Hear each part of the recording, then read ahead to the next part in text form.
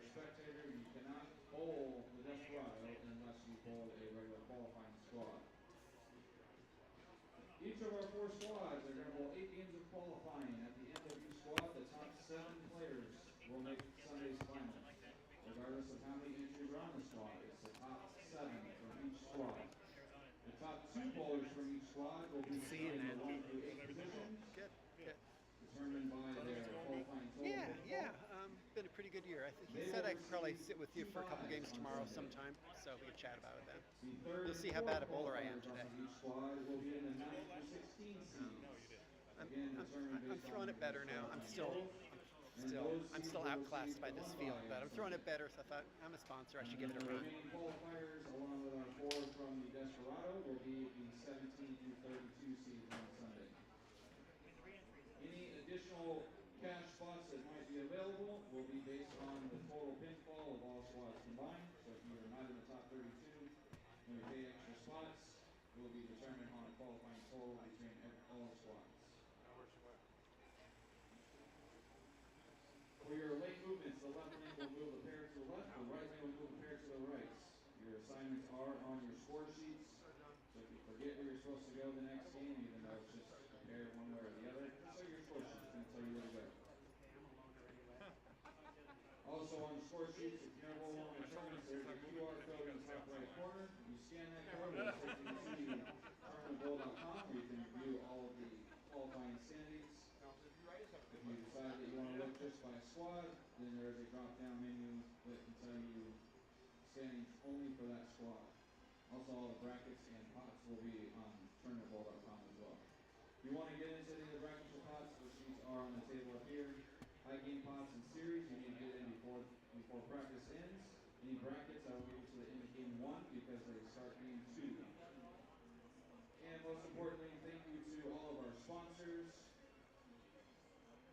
My hot dog cart, Dawgs, is a major sponsor, as well as Chuck Lucas of Chuck's Painting, Apparel EFX, Carl Holm with Agent Holm's Agency, the True Amateur Tournaments Desert Southwest, thank you John Verbal, as well as Ramsey Auto.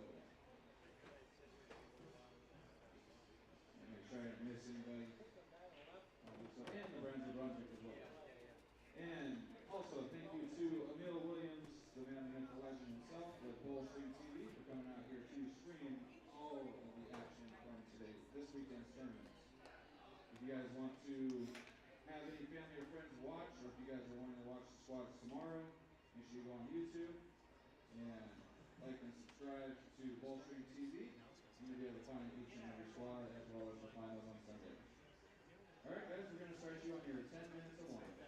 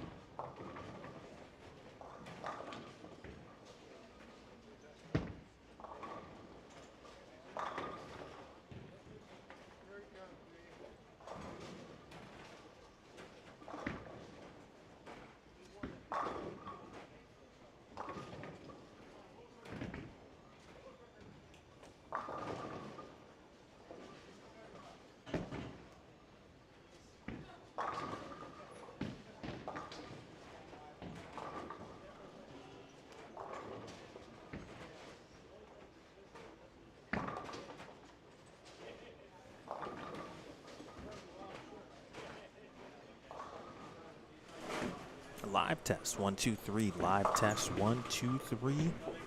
Live test, 1, 2, 3. Live test, 1, 2, 3. Just checking in and saying hello. Good afternoon. Please let me know if you can hear me. Live from Lakeview Lanes in Sun City, Arizona. 30 minutes approximately from the Phoenix Airport. Emil Williams Jr. here with you for the Complete Bowling Events 10K, $10,000 Cactus Classic. It's the 3rd annual event hosted by Theo Duthay and Complete Bowling Events. Got a solid squad, 8 games of competition. This is the only squad of the day, so this is the precursor, if you will, to what is a full day tomorrow. And we'll get into the schedule in just a little bit. We'll talk about, of course, what the lane pattern is. They do look a little tough just from our few shots of watching. Ball speed looks to be imperative, at least on the fresh. We'll figure out what else is going down here in a moment. Final shots of practice. Nice group growing. We appreciate it. Hello to Kevin. Kiwis World. Bowling with the Pfeff. Speaking of bowling with the Pfeff, one of Metro Phoenix's finest, a Hall of Famer, was recently on the show, I understand. The Matt Jones, who celebrated a birthday recently. Indie Bowl TV, always a pleasure, and thank you for your support as always. JP is in the building. If you haven't already, folks, please share and certainly subscribe to Bowlstream TV. We've got a few minutes left to practice. I will return here shortly, and we'll get into it. Game 1 is coming up next here on Bowlstream TV.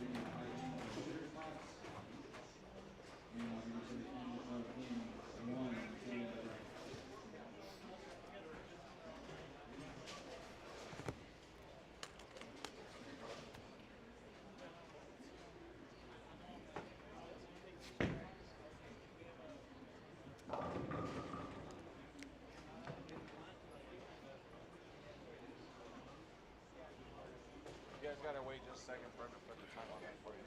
Are we all good now?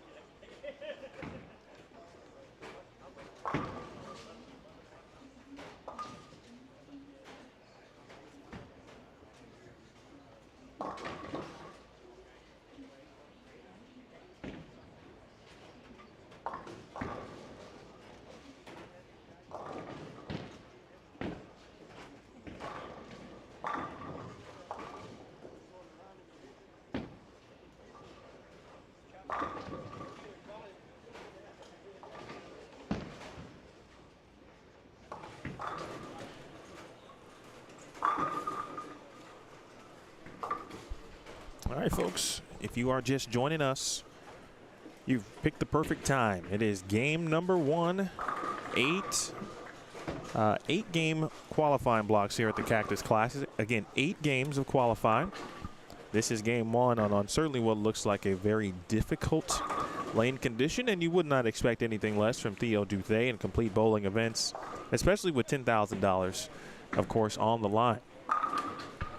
Let's give you an idea of what we got bowling here. We've got Dan Quilt, excuse me, Dan Quilt bowling on 5 and 6. He is 5B. Josh Anthony, he is 5A, and then John Verbal rounds out 5 and 6. And John handles the TAT Southwest, the Desert Southwest events here locally. We talked to him last year about his role in that and his support of the Cactus Classic. We'll talk to John actually about that at some point tomorrow as well. He'll be in the booth. And then over on 7 and 8,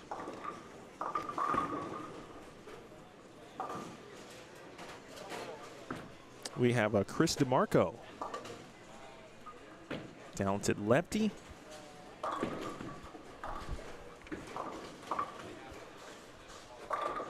Brandon Loss also on 7 and 8, and there is one player with the last name Arse, but I want to make sure we get his first name, so I'm going to go grab that real quick. See ya. Doing okay. Off to a good start. 38 shit in practice. I saw that. I heard about it. Yeah. I'm falling since college. Spot? Yeah, it's a little street that we were all catching on the right side. I think there's a little more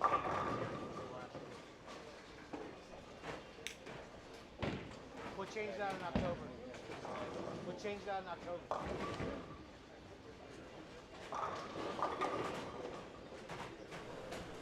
Michael Arce. Nice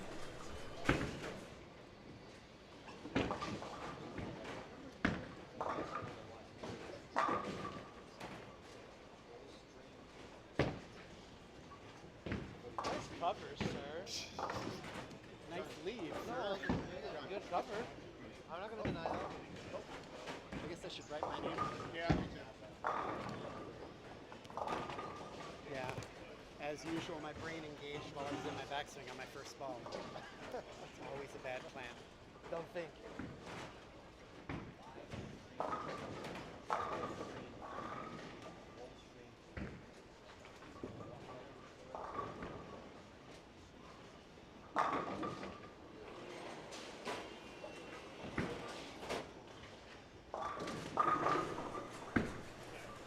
All right, that final player, by the way, was Michael Arce over on 7 and 8. And then in the right corner of your screen, we've got 9 through 12. I see Corrine Acuff over there. Alex Benton is on 9 and 12. Or I'm sorry, 9 through 12. I see, I believe Michael Haugen Jr. is also over there.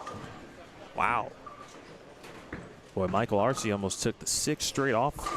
How about that? You don't see that a ton.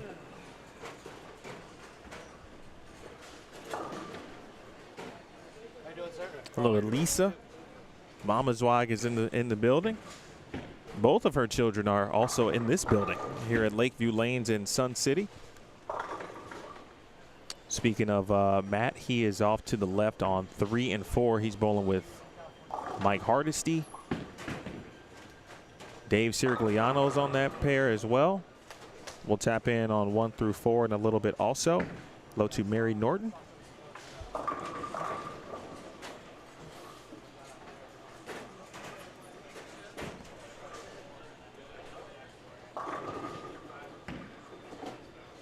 From what I understand, and Tournament Bowl, by the way, will be the place for all standings.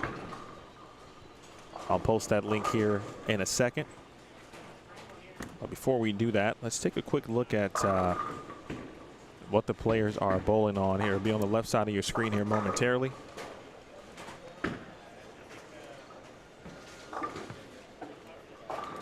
All right, there it is.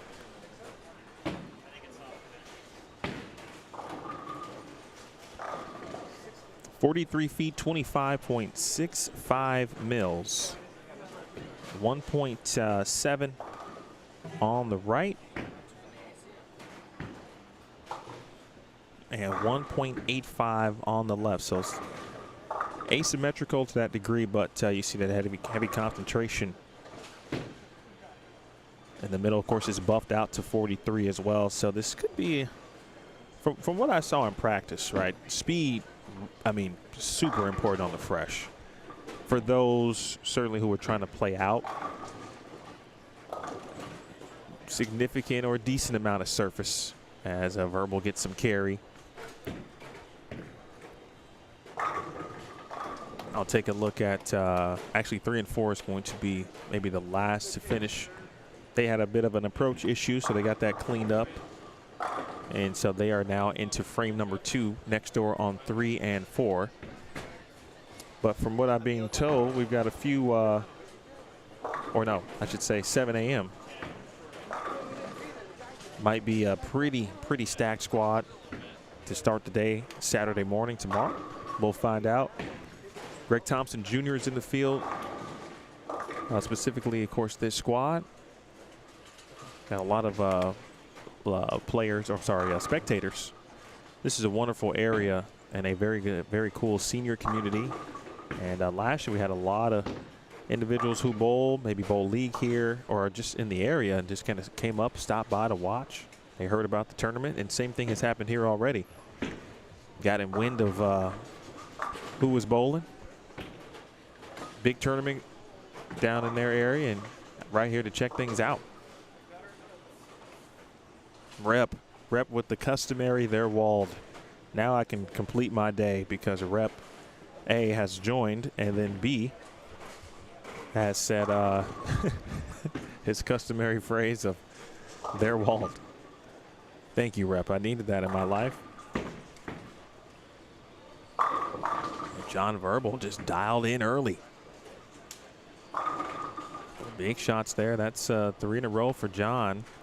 Pretty good group so far here on 5 and 6. Same can be said for 7 and 8. Let's take a quick look over at Michael Haugen, because Mr. Haugen has 4 in a row. And it could be 5 here. It's a good shot. Quick look at Haugen.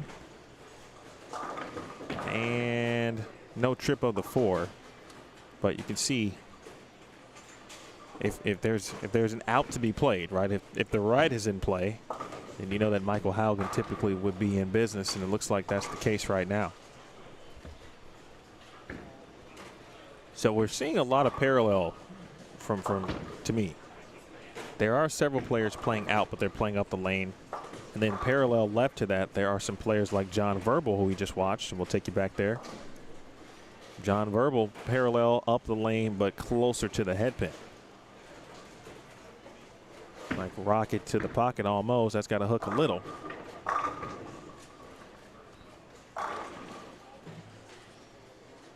Fair share of strikes being thrown, though. Might be one of those patterns where the look at where the oil is. Wow, that was a brutal break. Well, you do not expect to go light mixer and leave a 2-4-6. I'm not sure I've ever actually seen that. Wow. I mean, that is wild. Man just left the 2-4-6. And he came in light.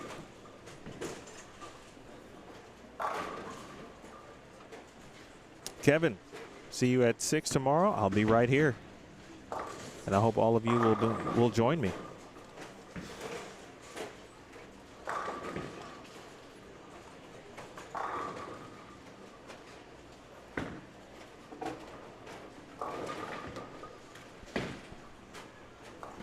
Now, Rep, I assume you've seen it because you've seen just about everything. That kind of scares me, though, because there's enough concentration, right? The volume is high enough where you feel like you throw it good and you just miss it a little bit. You're in that territory, 2-4-6. I mean, certainly 2-4-10, 2-8-10. Not that you want any of them.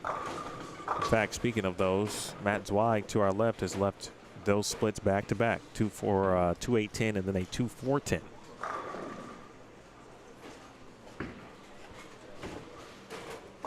Good shot there from Chris DeMarco.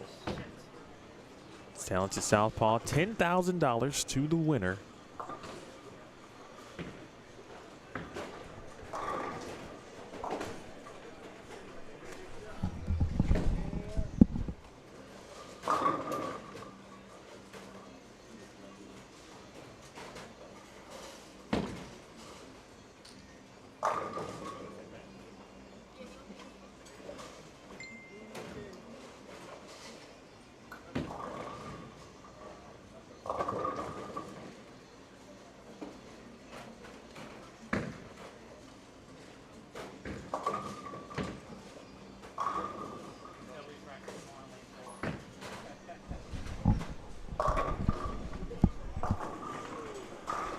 Jacob Buttriff won last year's tournament, the second iteration of the event.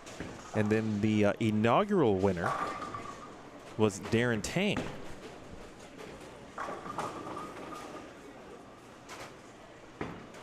The Fitz is in the building. Michael Fitzgerald.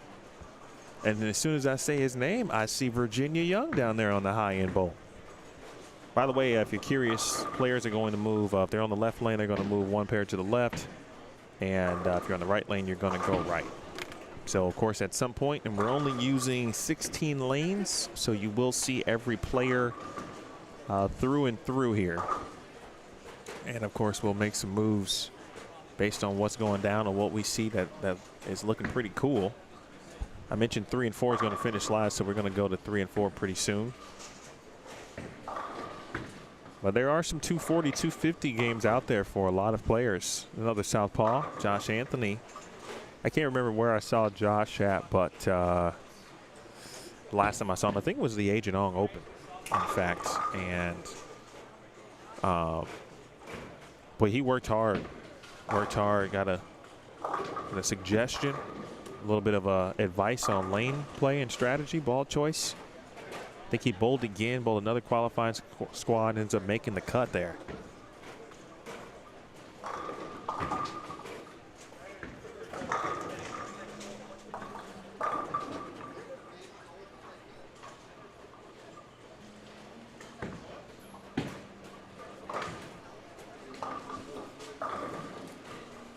Pretty sure last year, GT2, Greg Thompson Jr., got off to just a great start on the fresh last year. I can't remember the length, but it seemed a little bit shorter. But if you give GT, again, the gutter, he's going to be tough to beat. And I think, again, the gutter is in play, at least on the fresh. Ball choice, always important, how you get there. Of utter importance as well. Take a peek at, again, Michael Halligan Jr. He's had some nice runs. These tournaments, good shot there, Dan. And now Mr. Quilt can get to 219. That's his max. Mike Hardesty, double 9-spare 3-bagger. Mike Hardesty has always had a very soft touch. Even going back to our collegiate bowling days. Good look at Haugen. Michael Haugen Jr. Putting in some work certainly on the lanes. PBA 50. And doing a little work in the booth as well for Bowl TV. I think last year or 2 years ago, he sat in with me a little bit here.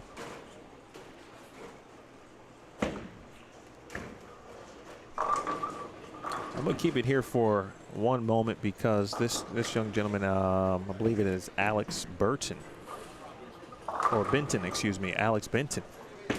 got a chance to watch him for a little bit doing practice shots, and like what I was seeing, and he was able to get his ball to hook from an area part down lane. Mark Mazzulla stepping up, strike. I'm sorry, spare, strike, spare, 5-bagger for Mark here. I'll go down and adjust that iris in between games. Just looking at the angle from where GT2 is, he's out on 13 and 14. He's definitely playing out, and he looks like he's got a little angle too. He's got a little bit of shape as well.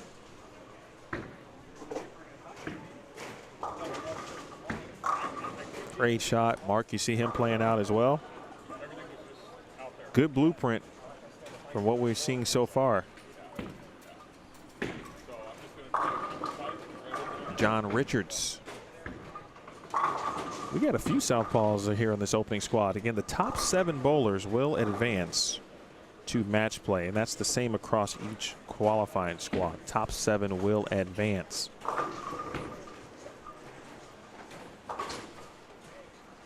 We'll have a Desperado squad too. That'll be late tomorrow night. It'll be the final opportunity to advance to match play. We'll take 4 bowlers there. There's 4 complete or full qualifying squads, and I mean full as in the full 8 games. So that gets us to 28 players. The Desperado still a 2-game sprint. We'll have 4 players there, and then we'll have our 32. And then match play will roll in on 8 a.m. Sunday morning. Good shot there from Josh.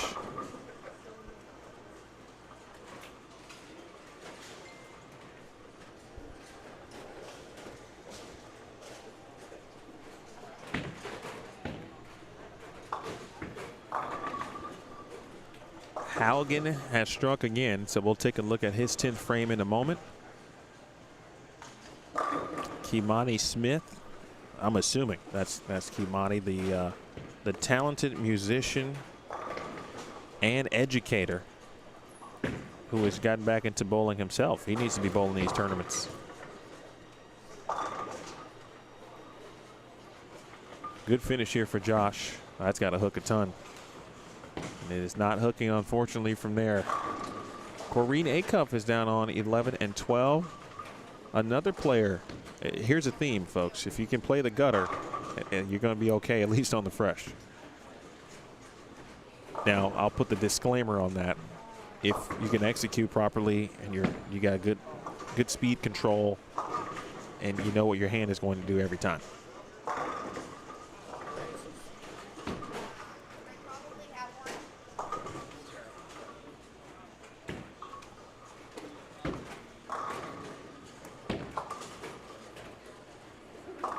Zula, by the way, just left another wrap 10, so he's going to be in the 230s.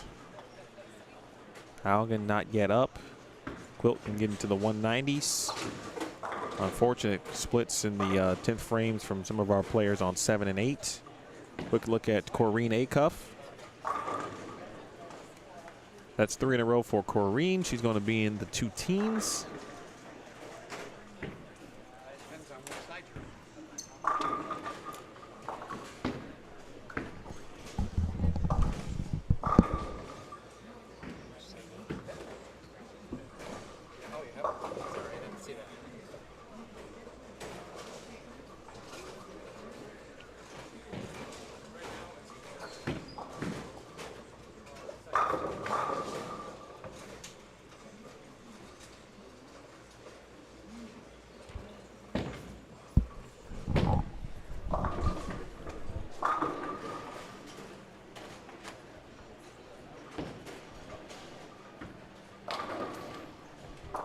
Corrine, husband Derek. I don't know if Derek is bowling. I assume he is going to bowl, but I don't think he's bowling right now. Nice finish, though, from Acuff, 217. Zula gets a love tap on the 10. He shoots 238, which could have been a ton more. Chris DeMarco, by the way, finishing up. She doubles in the 10th frame, so she's going to be in the 2 teens.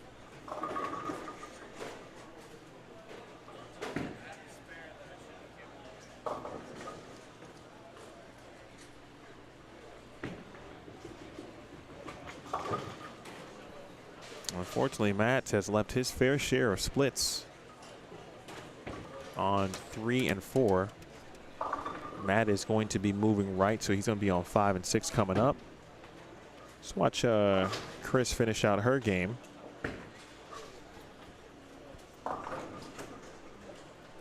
And now back to Haugen.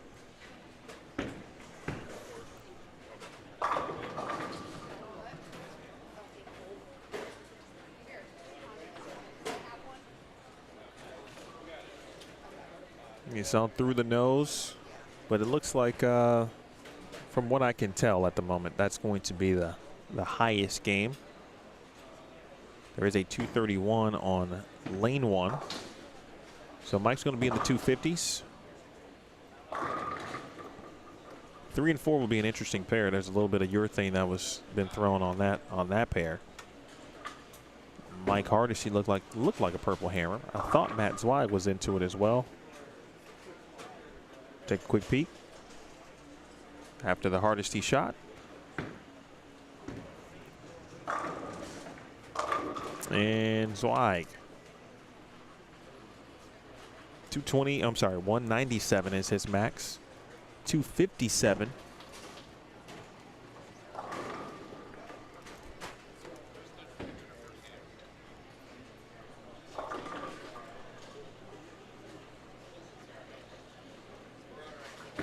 Mike Hardesty.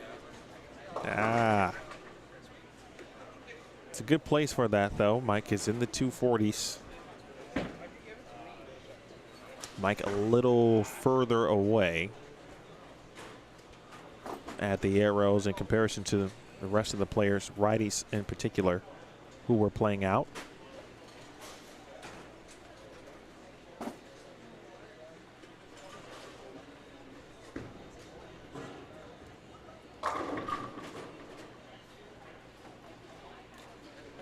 Big double there for Zweig. His lone opens 3 splits. He left a 2-8-10, a 2-4-10, and a 3-6-7-10. Dylan Taylor, happy belated birthday.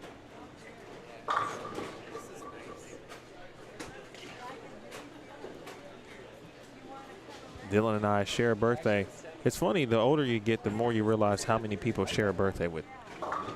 Back in the day on Facebook, right, also goes to show how many friends you accumulate as the years go on. Yeah, when Facebook was Facebooking, they'd be like, you know, it's you, it's your birthday, you know, or not your birthday. It'd tell you, you know, so-and-so, and then maybe 2 others have your birthday. And then recently I was like, oh, shoot, I got like 20 people that share a birthday. Not that many, that's an exaggeration, but at least 10. And some cool people like Dylan Taylor and Dave Ryan, for example. How about that? All right, and we love game 2. We'll take a look at Mr. Sirigliano finish out his 10th frame. Game 2 is underway.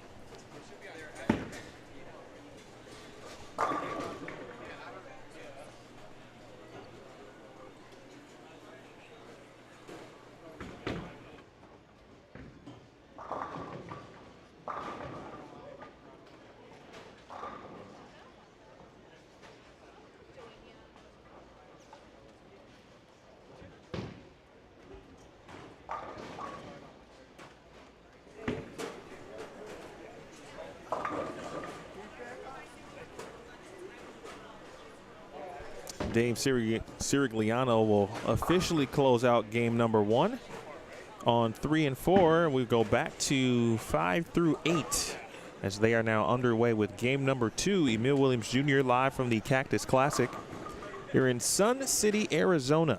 30 minutes outside or from the Phoenix airport. On the drive from Phoenix, you go through Glendale. In fact, actually, you can see from the airport the Footprint Center. You can see or Chase Field rather. It's a hopping weekend for Phoenix athletics. In fact, I'll mention that here in a moment. But as we watch Matt Zweig, I do want to welcome in the better of the Zweigs. The better? The better. Because I get to work with her very often. Leia is now joining us for a little bit here on a Bowl Stream TV. Hello, hello. What's up, Leia? How are you, Emil? Long time no see. I know it's that's tongue in cheek Yeah, it feels like to some degree. Feels like I just saw you. But we did just see one another, and because we spent so long at the U.S. Women's Open, of course, great week Yeah. in Indianapolis. Leia is. You still live in this area? You do, right? I do, yeah. I Right. live about 20 minutes away. Leia's here to root on her brother, And I'll be back here tomorrow as well. no matter what. My boyfriend's bowling. Fair enough. Oh, look at you. Okay. It's a family affair this week. Yeah. All right.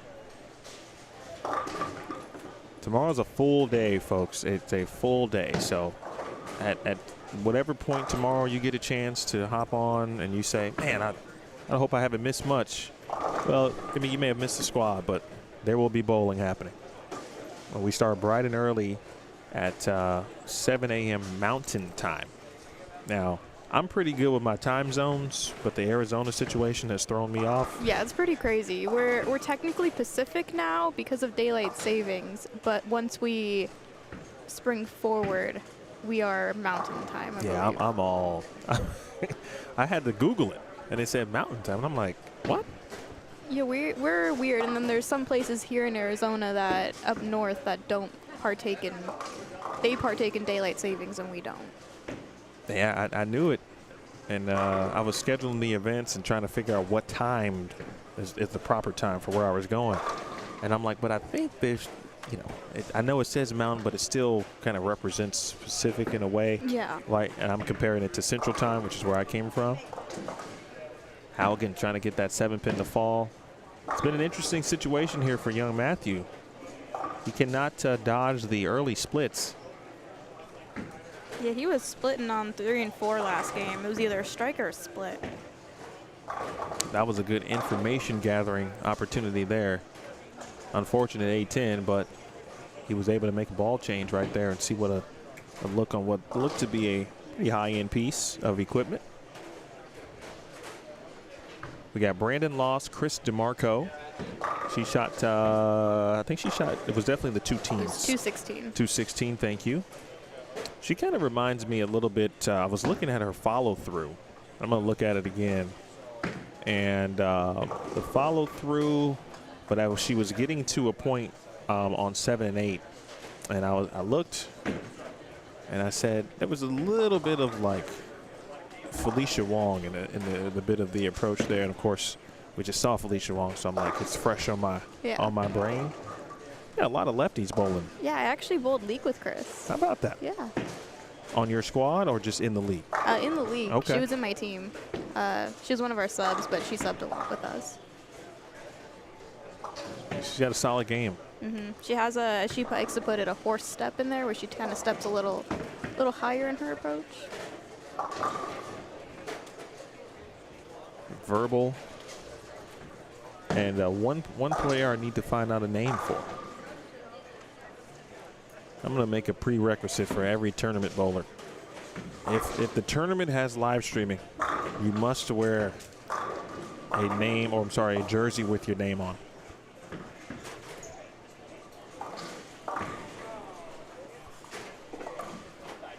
Joshua Brown and Josh Anthony over on 3 and 4. I mentioned GT2. He is making his way down, but you can see him on the bottom right of your screen along with Corrine Acuff, Virginia Young now in the picture-in-picture element on 9 through 12. Always fun to be here. We will have Carl Ong will join us. Of course, Carl runs the Agent Ong Open, and he is rerunning it. He's running it back, or striking back, as the tournament tagline is, strikes back. We'll chat with him for a little bit about what's upcoming. He and Theo, of course, have partnered up since last year. Complete bowling events and Team Agent Ong. Big thanks to Bro Dogs. If you're unfamiliar with that, get yourself a hot dog from the one and only Theo Duthay. He's got a hot dog business. His dad was out here last year with the cart. I admired him too because it was obviously warm, very warm outside, but he was out there making my day. Yeah, it's pretty hot out. No better time for a hot dog. Also, 4th of July is coming up. Indeed. Appreciate Chuck's Painting and Apparel EFX. Brunswick Ramsey Auto Center. Also proud sponsors here of this tournament, as well as, again, True Amateur Tournaments, Desert Southwest.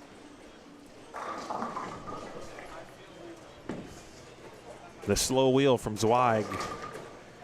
Well, he is in that 2.48, the 2.8, 2.10 zone firmly.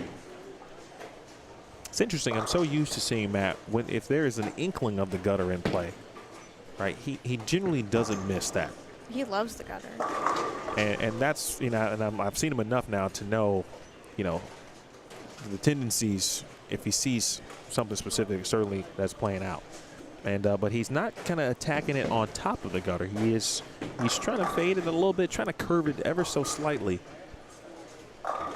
I noticed a few shots of his when he was on 3 and 4. If he got it out there just a little bit, maybe 2 boards right, he just, it was not coming back for him.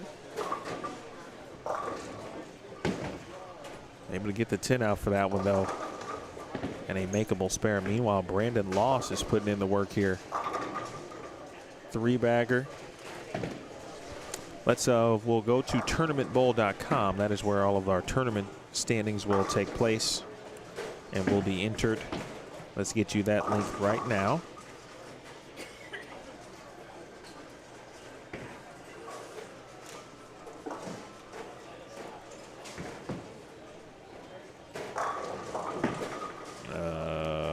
All right, come on. Where are you? There we go.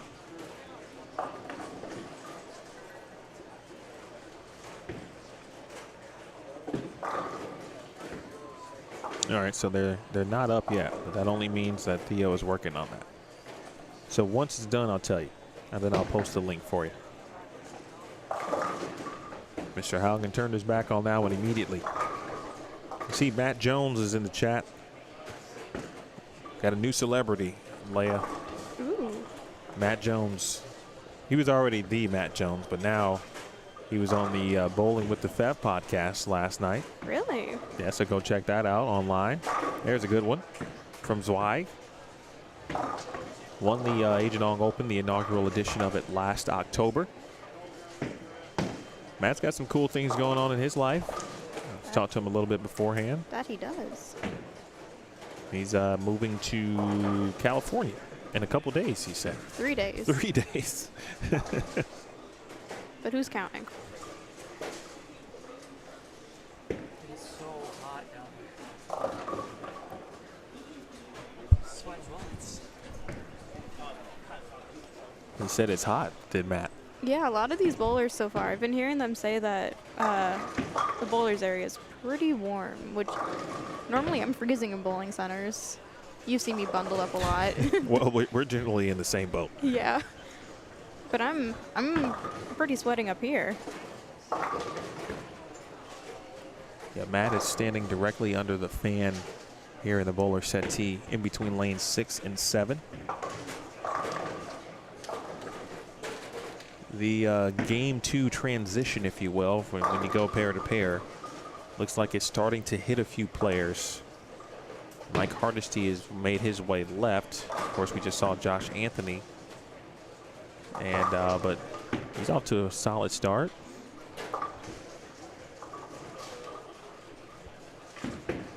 Well, how often do you get a chance to bowl? Nice spare. How about that split conversion? I'm gonna be honest, I haven't really picked up a ball since my league ended in April. So but even during the season, you're a one league kind of player. About 1 league, give or take. Okay.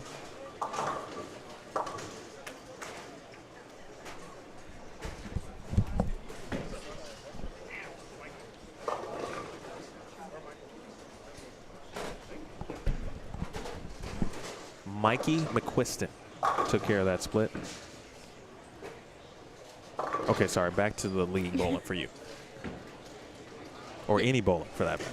Yeah, I haven't thrown a ball since April. I would like to get back out there, but obviously with travel, it makes it a little hard. But we have a nice little break here, so you might see me out there on the lanes. I hope so.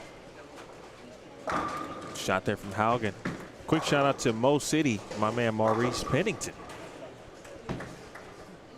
who, of course, his initial greeting gave me the impression that it was Humani, but it was nice. Mo City, thanks, Mo City. You had to send me a message. My guy, let me know how you're doing, where you are these days. Just a spare converter is wide. Robbie Patterson, yes, get ready, Robbie. Oh, Robbie's in the chat. There are a lot of, I mean, it's exactly what you described so far. The 2-weight situation is definitely in play, but if you get too soft, then you are in the S4, or what I like to call it, 4 through the middle, or certainly 3, 6, 9, 10. 3, 6, 9, 10 if you're lucky. You can also miss right, unfortunately, like Mikey did, and so it's difficult. This is the kind of pattern that can really get tricky in multiple ways, right? Especially from the mental aspect. Like, and we're kind of seeing probably to a degree with Matt, just because of, like, he knows this is an area of the lane that he wants to play, right? And is very good at playing there, but the pattern is just so incrementally tricky that that execution's got to be on point this time. Nice spare from Mikey. For me, I'd be like, you know, I see the gutter and I'm like, oh, absolutely, my eyes would light up too. And then, you know, I'd miss one left, I'd miss one right. He's definitely very comfortable playing the gutter and definitely playing deep. The left lane is no problem right now for him. He knows exactly what to do, and he's got room. He's got shape on the left lane. The right lane here, this 5 and 6 group, is the trick. Meanwhile, Haugen steps it out. Oh, wow. How about that 6-pin just laying on the 10 there?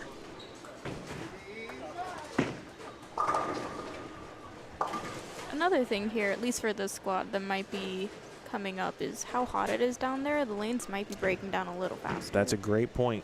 As Matt just mentioned how hot it was. I cannot attest, but I will say it is a little warm on the concourse here. Mm-hmm. So if it's and I'm a cold person. Me too. So if I'm a little warm, I also always prepare myself to be cold, so I'm in a long sleeve. So I'm a little warm by default. Oh, that was almost the upper deck 7 from Verbal. That's a huge double, though. It looks like that game 1, and it could be called anything. It could be game 1 jitters. It could be success. It could be any of the imagination. As I mentioned, it's kind of worn off, and it goes off as soon as you switch pairs. It's like, all right, if I was comfortable, then maybe I'm not comfortable anymore. If I wasn't comfortable, then maybe I can get comfortable because I'm on a new pair.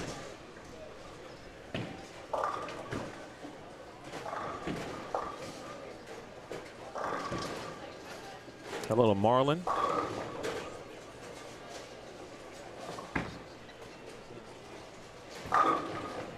Brandon has had himself a game here in the 1 open, unfortunately in the 7th, but got back on it immediately.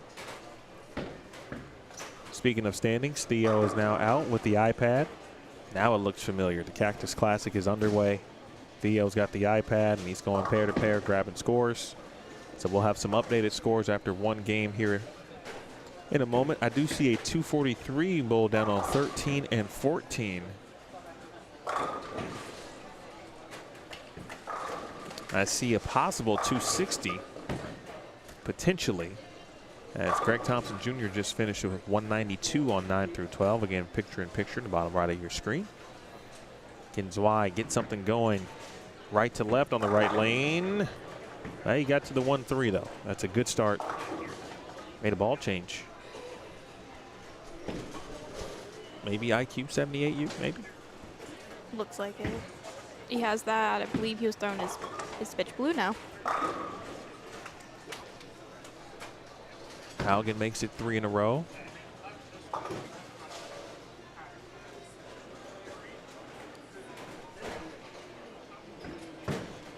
The player I'm speaking of, Virginia Young, was just stopped, unfortunately, by an 8-pin in the 10 frame. That was 237 she had, Mac, excuse me. 237, but now it is just dwindled to 216, unfortunately, due to an 8-pin.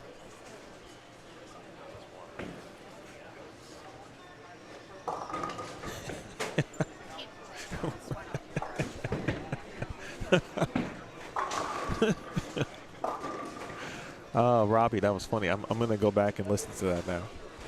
He just said, Robbie said, I'm pretty sure Emil just called himself hot. Sick flex. Which he is correct. Verbatim, I did say, or in the description, I was referring to myself as warm or hot, but not in the way that.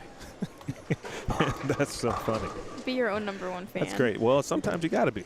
If you're not rooting for yourself, then no one else is going to root for you. Exactly. Nice game by Virginia, 216. Corrine Acuff. A little lazy 10-pin there in frame 9. That 8-pin thought about standing for Brandon there, but it did not. So opportunity to get into the 240s. You should see this conversation happening in front of us between Greg Thompson Jr. and Matt Zweig. Just multiple ways, right? They're talking about bowling. And they're making, the bowling hand gesture of, just put your arm out and like your hand is not in a full palm scenario, but it's like, bring all your fingers together. Like a handshake. Yeah, like a handshake, right? And then they're kind of weaving in and out. They're doing that thing. And then, of course, you notice just the drastic difference in height between those two individuals. I think Matthew comes up to GT's like bicep. I love coming out to the Metro Phoenix area, and I truly mean that. Theo has been great. Obviously, Carl has been as well. But getting to know the players on this side of the country just a little bit more, a little deeper from the personal perspective. It's been fun for me to get to know Matt Zweig, for example, who's got the left lane down. Maybe no. Yeah, the bowlers out here are pretty awesome. It's a really nice, close-knit community. And there's lots of fun events like this one and the Age of On. And it's cool seeing them combine and partner up on stuff like this. The last few years, I've gotten to just kind of understand the situation and what Theo has done with CBE and bringing all of these high-level bowling events. And not just this, of course, it began with just the tournaments, and those are obviously still ongoing. And there are a few tournament clubs I learned during the Age and On. Phil Hanna doing a lot of great work with his tournament club. I know there's a couple others. So shout out to the state in general, but certainly Metro Phoenix putting in the work. Yeah, the bowlers here want to bowl. And they're going to bowl any chance they get. Well, the grind has been on here for Zweig. He can still find himself in the 190s here with a double in the 10th. Meanwhile, Haugen, 4 in a row. Michael is going to be moving left, so we'll see him on 5 and 6.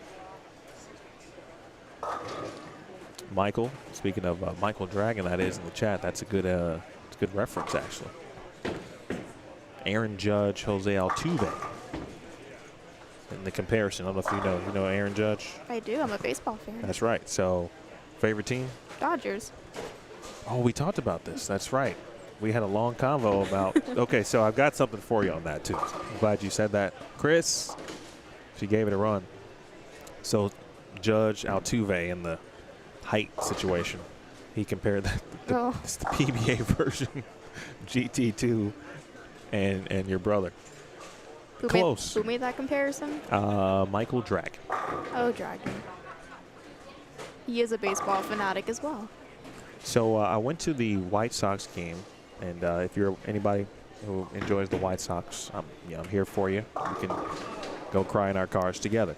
But I wanted to see Shohei play in person. I hadn't done that yet, so I went. I think it was Monday. Finally one on the right lane for Zweig. Yeah, it was Monday of this week, which zoomed by. But Dodger Blue is real. It is real. I was almost going to wear my Dodger shirt today. Listen, now I know the White Sox are bad, so people are only going to support the teams that they, right? So if you're a fan of an opposing team, you're going to the game. Man, There were so many Dodger fans. It was, I thought we were at Dodger Stadium. I call it out here. Anytime I go to Chase Field, I don't really go for the D-backs. I go for the Dodgers. It's always, I call it Dodger Stadium of the desert. I was hoping to get to Chase Field. It was on my list of things to do, but sleep, set up and sleep was a better option yesterday. I know they're playing tonight. There you go, Matt.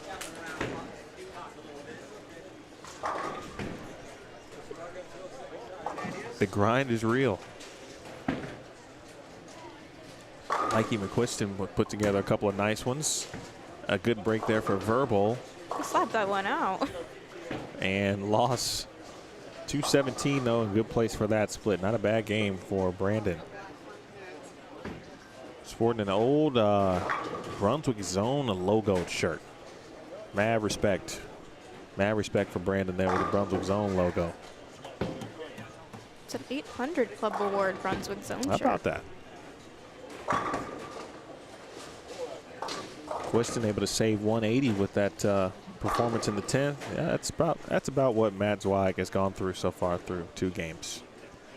That about sums it up. Yes, sir. Yes, sir. Tough place for an A-pin, but the thing was on the fill. Like that was his best shot. After grinding to 190 and then just to add a little bit of insult on the end, he leaves an 8-pin. You think he likes the right lane?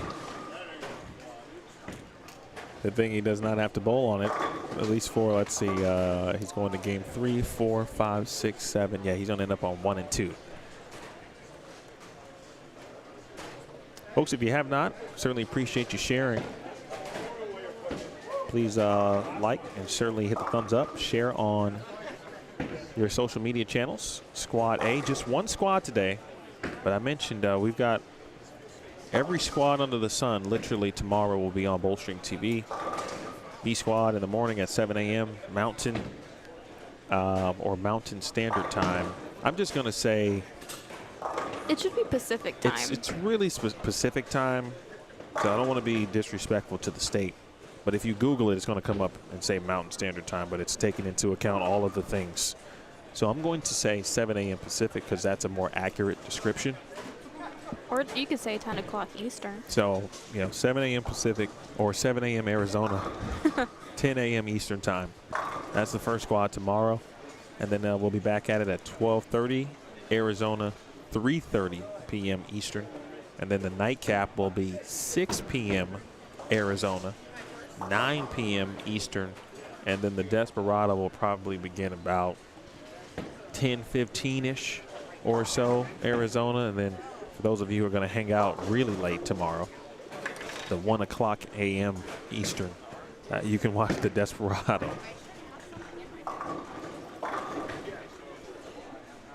Haugen's going to be specifically 211 if you give him the count here. And we'll take a look at what's going down on 1 and 2, along with 3 and 4. There you go.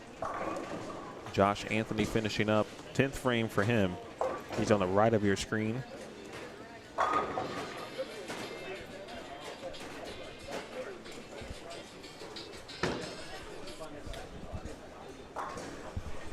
Someone really enjoyed California Love.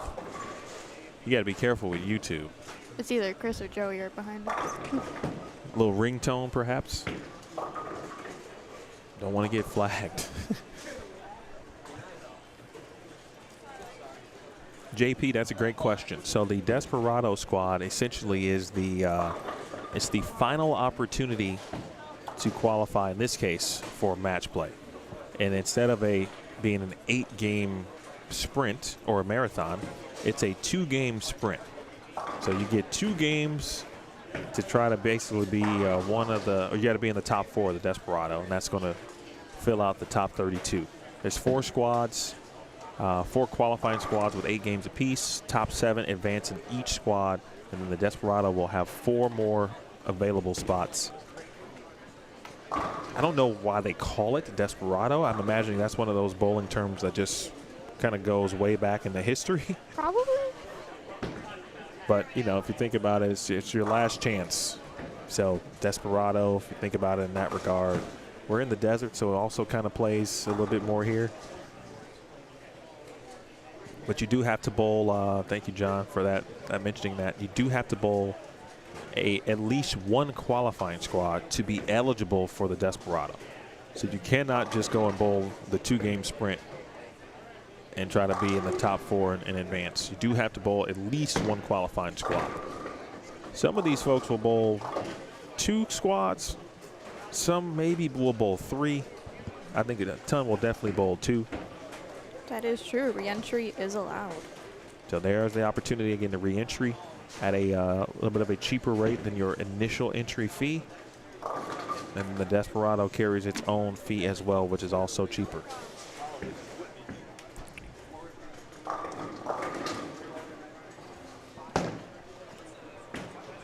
Hold on, ball. Nice. There's one player I don't know. Leia, would you happen to know? Don't believe I do. Okay.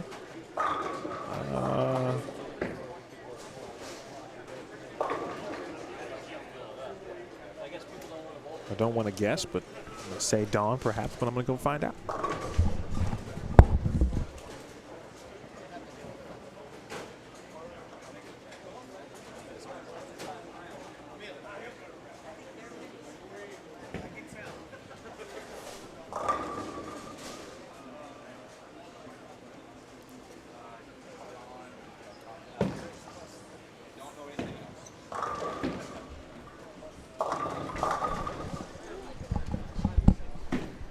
All right, that is Dawn Convey. She was here pretty early today. I always know that because I'm generally the first, as you know, right? If it's live streaming time, the crew is there. So I was here pretty early. I knew that there is a women's doubles league that bowls in the morning here on Friday mornings at Lakeview Lanes. But I knew they would be here early, and but I can't help but not be here early. It feels like I'm going to do something wrong if I don't show up to the event early. But she was here, ready to bowl, ready to check in, doing a little prep work.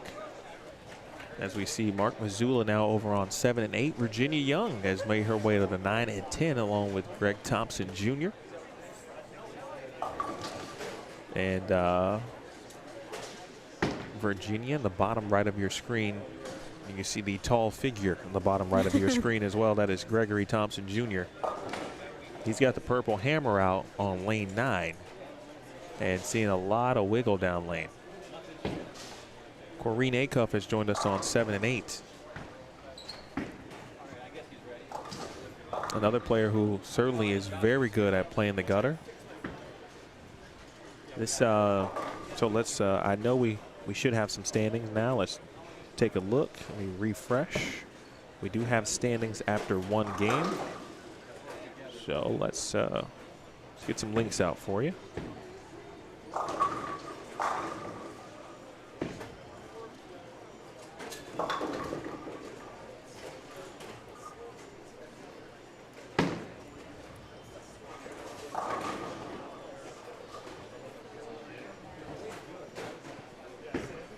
All right, standings after one game. See if we can go ahead and pin that somewhere for you. I don't know if people pay attention to the chat, or maybe this is just a streaming situation, but whenever you can drop in some emojis on the YouTube Studio. But it's right where, as soon as you drop a message, where the 3-dot icon is, the menu, it's right there. Like the emoji part is covering the menu part. Huh. So like I've got to like play a game just to try to pin this comment.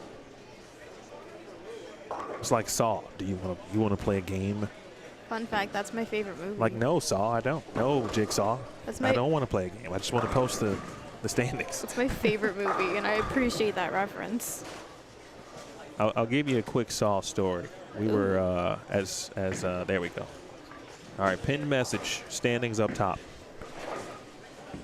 If you're watching Game 3, if you're just joining us, my name is Emil Williams Jr. I've got Leia Zweig in the booth.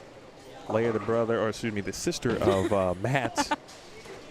And she's hanging out for these couple games. We'll have Carl Ong's going to join us. We'll talk about what's happening with he and Theo regarding complete bowling events and, of course, Team Agent Ong and their partnership as one of the sponsors here, of course, of this tournament and vice versa. CBE, one of the sponsors, of course, of the Agent Ong Open. So we'll have Carl here in a little bit. All right, so the quick saw story.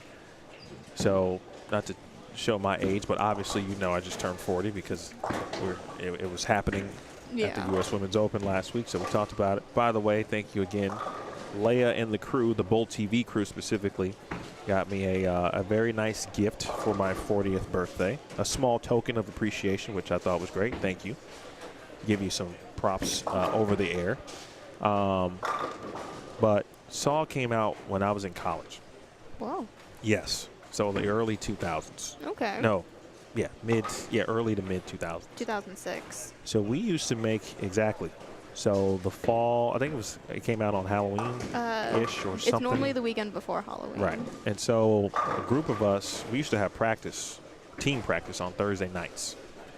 Well, we decided if we can maneuver our way around practice or practice a little bit and then go catch the midnight showing of Saw. And we did that. The movie was great. The original was fantastic. I think it's my favorite one. And then we made it a thing every year. Basically, we just would go to the midnight showing of Saw Thursday night, no matter what was happening. We kind of weaved around practice a little bit. I think I saw probably definitely two. I don't know if it was the first three midnight showings. Okay. I think it was like my first midnight show too, and like the whole hype around midnight shows. It was pretty dope back in the day. That's cool. So there you go, a little Saw. I wrote 3 essays about the Saw films Wow. in college. Okay, yeah, your fandom is at a much higher level. Oh yeah. Did it have anything to do with lighting? Actually, I did talk about the lighting in one of my essays. How about that? Leia Zweig, folks, the undergrad, Arizona State, right? Yeah. And now also working on a graduate degree. At Arizona State as well. At Arizona State. Once a Sun Devil, always a Sun Devil. And I know there's a lot of Sun Devils in this bowling center. There'll be more tomorrow, too. I'm sure. Let's take a look quickly at who's bowling tomorrow as well. Let's see. First and foremost, the standings after one saw Tim Smith at the 267. So Michael Haugen's game of 257 was actually the second highest game. Wow. So Tim must have been down on 15 and 16. All right, so Smith 267, Haugen 257. We saw Michael Hardesty shoot 241. Mark Mazzulla's 238. We talked about that game. Josh Williams 231. Joshua Williams. GT, that was the top 10 again after game 2. Uh-oh.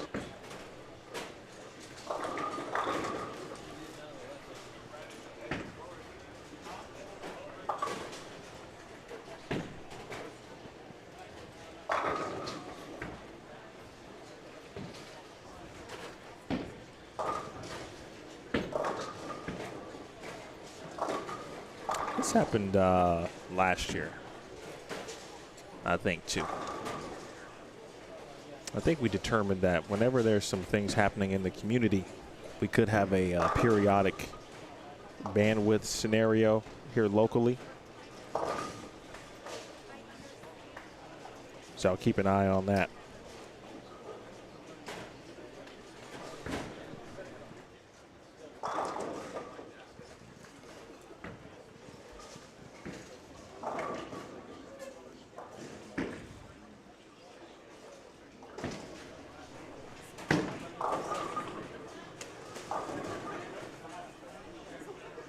All right, I think I'll keep an eye on that. Some things you get familiar with every time you go to a similar spot. All right, so game 2 scores are updated. And with that said, Michael Haugen is now the leader of the squad at plus 68. Kevin Jenkins, KJ, in the building at plus 57. Joshua Williams is third at plus 33. Tim Smith is fourth at plus 28. Virginia Young fifth at plus 27. Cesar Padilla at plus 24 is sixth. Mark Missoula seventh at plus 18. And right now, Missoula is the number for the top 7. GT2, 224, 192. He's plus 16 right now in 8th place. And he just made a, not just made perhaps, but he did make a switch from what looked to be a purple hammer to a black hammer. And keeping an eye on some of the things that are being thrown. There were a lot of high-end equipment, some strong stuff. I saw some gems out game 1, for example. Obviously a good portion of urethane from select players as well. So you've seen like the extreme in regards to the length or the guide on equipment, if you will, the distance, high performance all the way down to urethane or I should say extremely strong pieces. Yeah, I think we'll start to see more of a transition out of urethane as the lanes start to break down a little more this game and next game. Why do you think that is? Just given how hot it is, I think the lanes are going to break down a little faster, and you're going to want to probably switch out of urethane. Maybe at this point move in a little bit and try and bounce off of that hook that you're creating with it.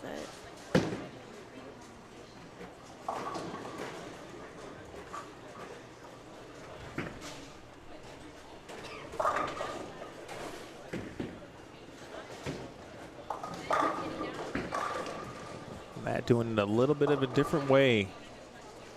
He moved a little in with his pitch black. Now kind of slow hooking. Pitch black. Unfortunate. It's easy to do on this pattern. I feel like no matter where I go, whether it's the PWBA or now the Cactus Classic, the patterns they give the ability to throw them in the channel. Yeah. And if there's one thing I've learned, being a bowler myself, is the gray board does not hook. No, it's just the way the patterns. And we've seen a couple already today. We've seen 3 off the right, so those things are in play. And I know we've got a ton of players who will be competing tomorrow and doing the research right now, and I appreciate them tuning in.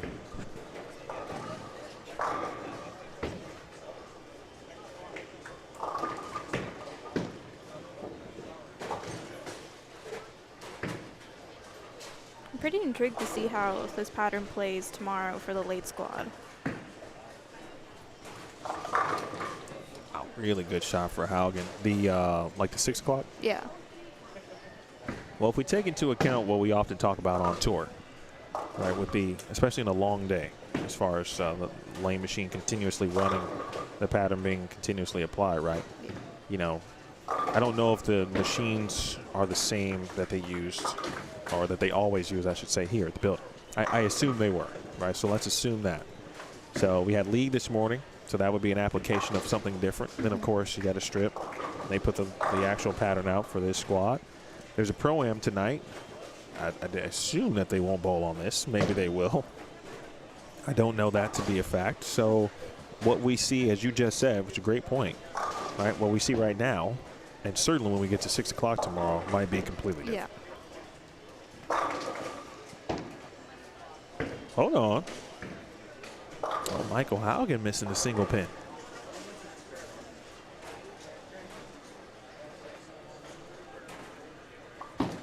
Where would you, if you could bowl, like if you were to bowl this tournament, what squad would you want to bowl?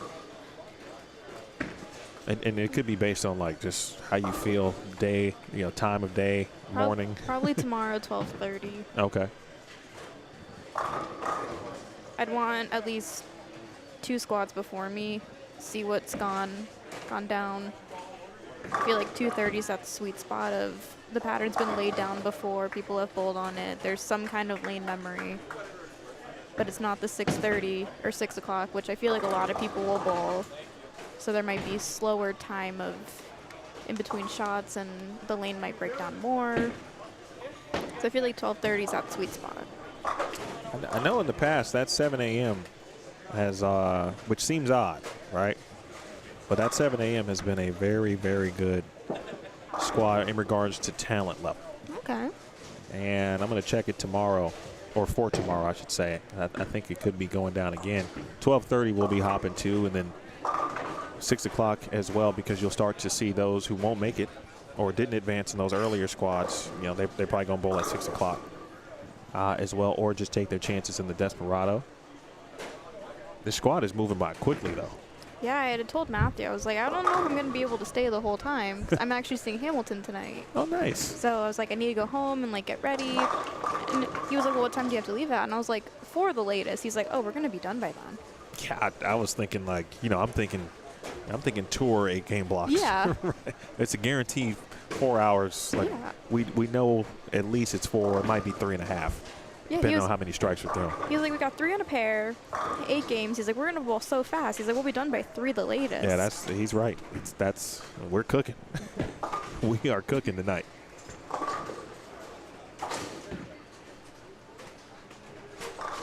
Again, game 2 scores are updated, folks. Click the link that is pinned at the top of the chat.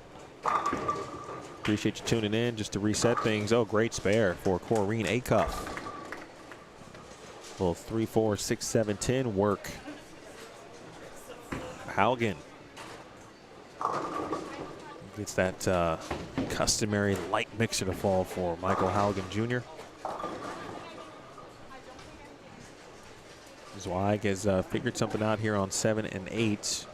Mikey McQuiston trying to recover nicely here. Great start, opened unfortunately in the 5th.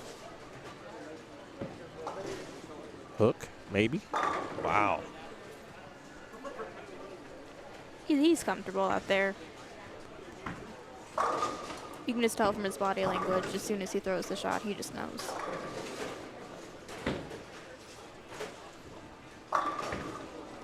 You've seen him throw probably enough shots to know that, right? Yeah. Just a few shots in your lifetime.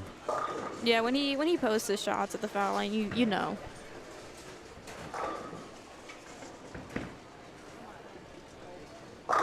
Good shot. Mikey now with 5 out of 6 here on 5 and 6, no less. If you're lucky, you should play that in the lottery.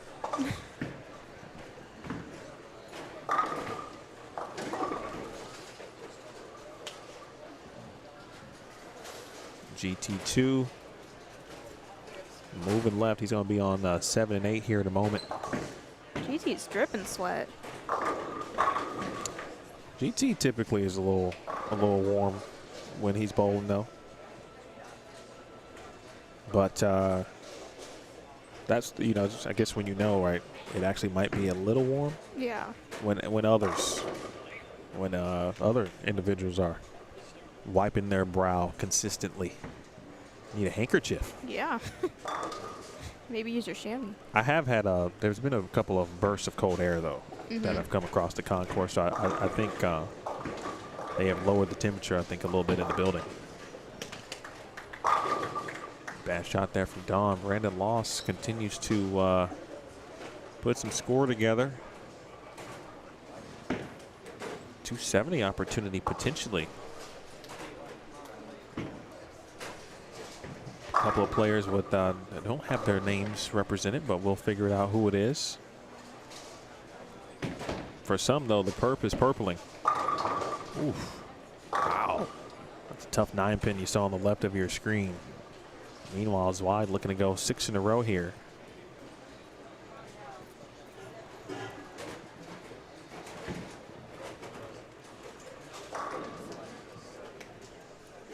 I'd like to take a moment. Chris DeMarco over to our left. And Chris now with an opportunity to get into the 230s. DeMarco after 2 was she unfortunately did not like 5 and 6 we talked about. Had a game in the 120s, so that dropped her to minus 56 after a really nice start at 216. But she can shoot or get to the 230s with a double in the 10th. Keep an eye on that. Meanwhile, that's Zweig. How about the break there from McQuiston, though? Mikey. I will take that break, Mikey. Don't even worry about it. We're taking that. Mikey bowled for Grand Canyon out here at GCU. Recently? I believe he graduated, and someone correct me if I'm wrong, I believe either 21 or 22. I knew he looked kind of familiar. That's a very fun group. Ben Canfield has done a great job with the Grand Canyon program. They've made it to nationals a few times. Yeah, just coming off an appearance this season, or this past season, I should say, in Louisville, Kentucky. The talent out here is fantastic. Which is why, if you're not here, you should be watching all day today and tomorrow. Yeah, we're here all weekend. Appreciate you guys hanging out for the opening squad. But yeah, get your popcorn ready for tomorrow.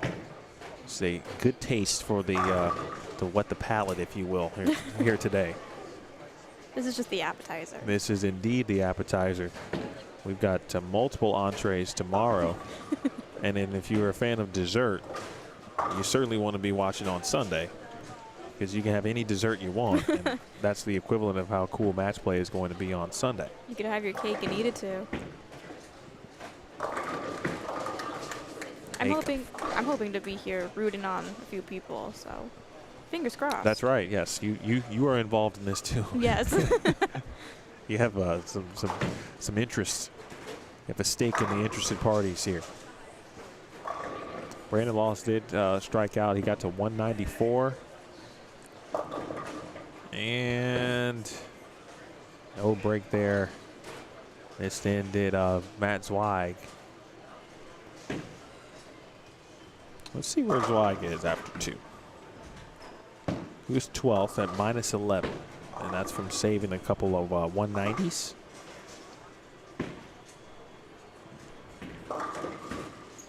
You can tell this one, you know, it's going to come down to the last couple games, obviously, as any cut does. But, you know, normally you think that the lanes are going to get a little bit easier, right, as the block goes on. And it's hard to tell right now how that's going to shape up.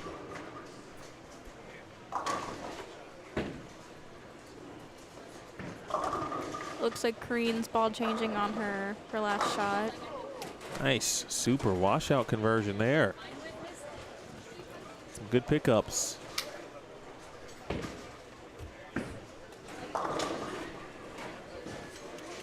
Joshua Brown.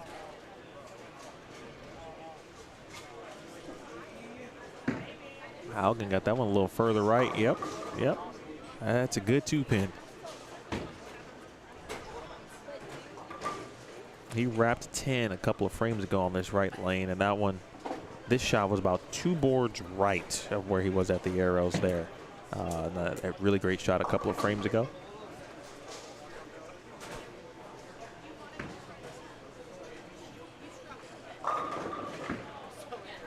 Missoula. Scoring pace starting to lower slightly. Right, those who have gotten off to good starts, some have been able to maintain that pace. Others who maybe didn't get off to such great starts are now starting to see a little bit of success, so starting to flip-flop a little bit in that regard. I talked about squads quickly.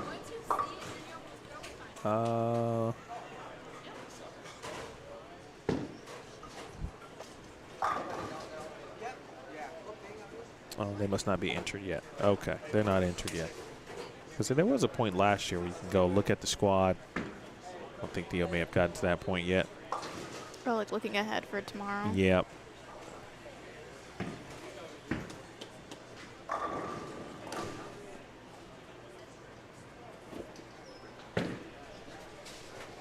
Nine through 12 and 13 and 14, boy, already ready. Boy, Zweig just literally got off of 7 and 8. He's already bowling.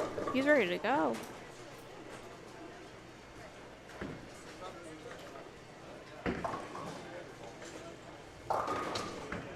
That's something that he'll do sometimes, is he'll literally just walk off the approach from one pair and move to the next and just walk and go.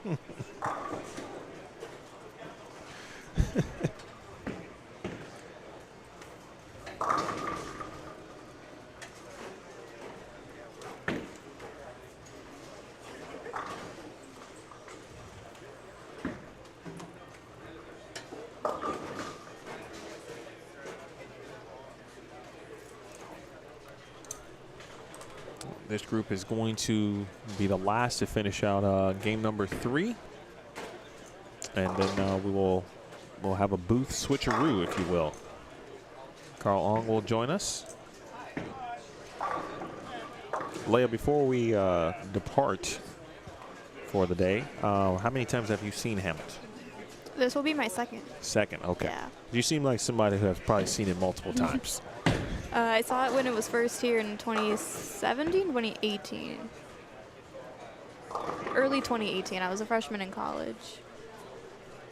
And it was really cool. My theater program at ASU gave us a nice tour of the set and backstage, and it was so cool.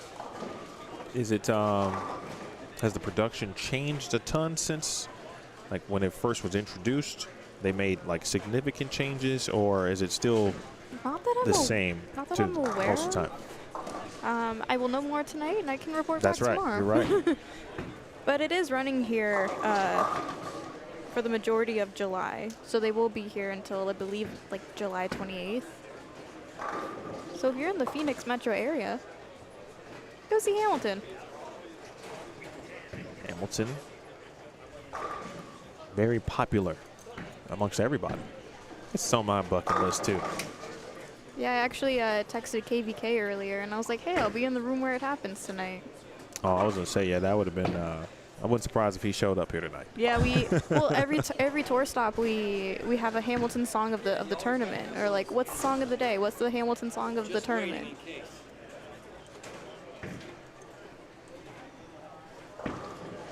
Mikey.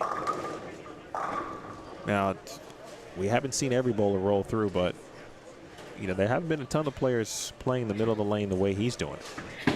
Yeah, the majority of the field is still playing him to the right or left. So this is interesting to kind of track his progression.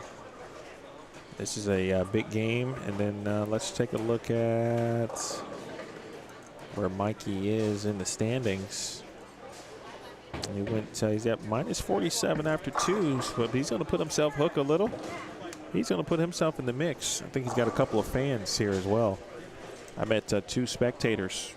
They had just a few questions on the tournament and started talking about bowling, lane patterns, and they were just more or less mesmerized by all of the advancements, if you will. Oh, it's right here. In the sport.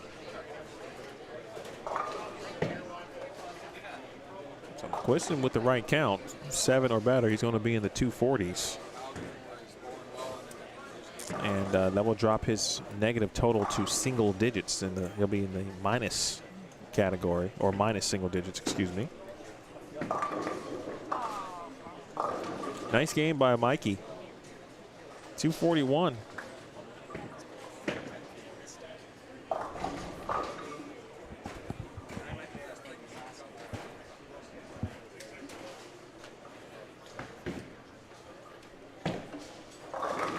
Oh.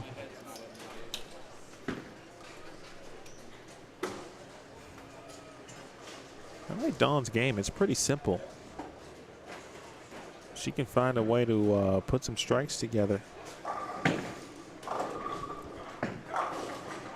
We have a game 4 kind of tidbit that just happened. Someone on Matthew's pair is throwing plastic as their strike ball.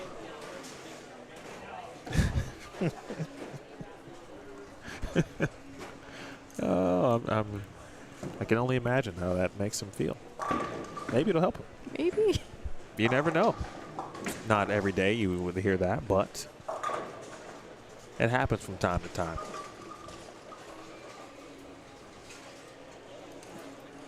We'll just stretch the pattern out, so don't worry about it. Nothing like a little carry down. But if that tells you how it's going out there. Well, he just struck, so it might be, it actually could be a blessing in disguise. Who knows? We'll find out. Big double there for Haugen. That's going to keep him in the 2-0s with, again, good count. Oh, Dawn. Okay. 189. Dawn's going to be in the mix throughout. She does not give the pocket away. And the scores are just low enough if you can start stringing them late, there could be a few players who are right now outside of the top 7 that could sneak in there. We will find all of that out. We'll have Carl Ong, the tournament director of the Agent Ong Open. The inaugural event was last year. He is running it back in October again this year, so we will talk about his tournament, of course, the partnership between he and Theo Duthay, of course, of Complete Bowling Events. Want to give a shout out, and I appreciate Leia's wife for hanging out for a couple games. It's been a pleasure.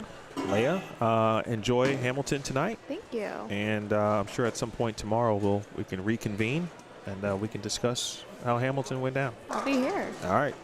That is Leia's Y. I'll take a small break. Carl Ong will join me next. You're watching the Cactus Classic A Squad opening up the tournament here on Bowlstream TV.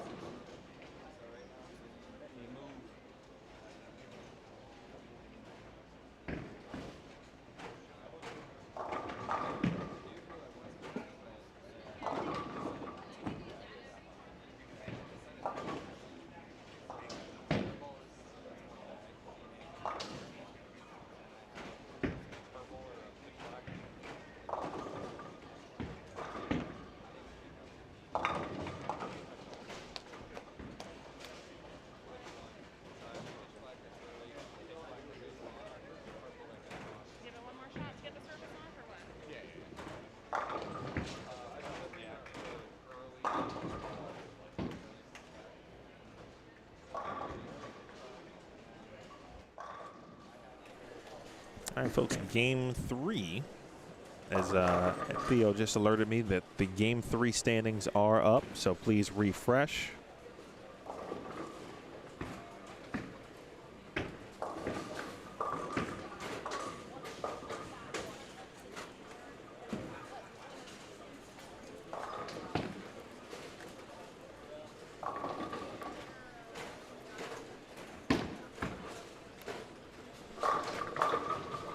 As we welcome, oh, there's one player whose name I need to get. Hold on one second.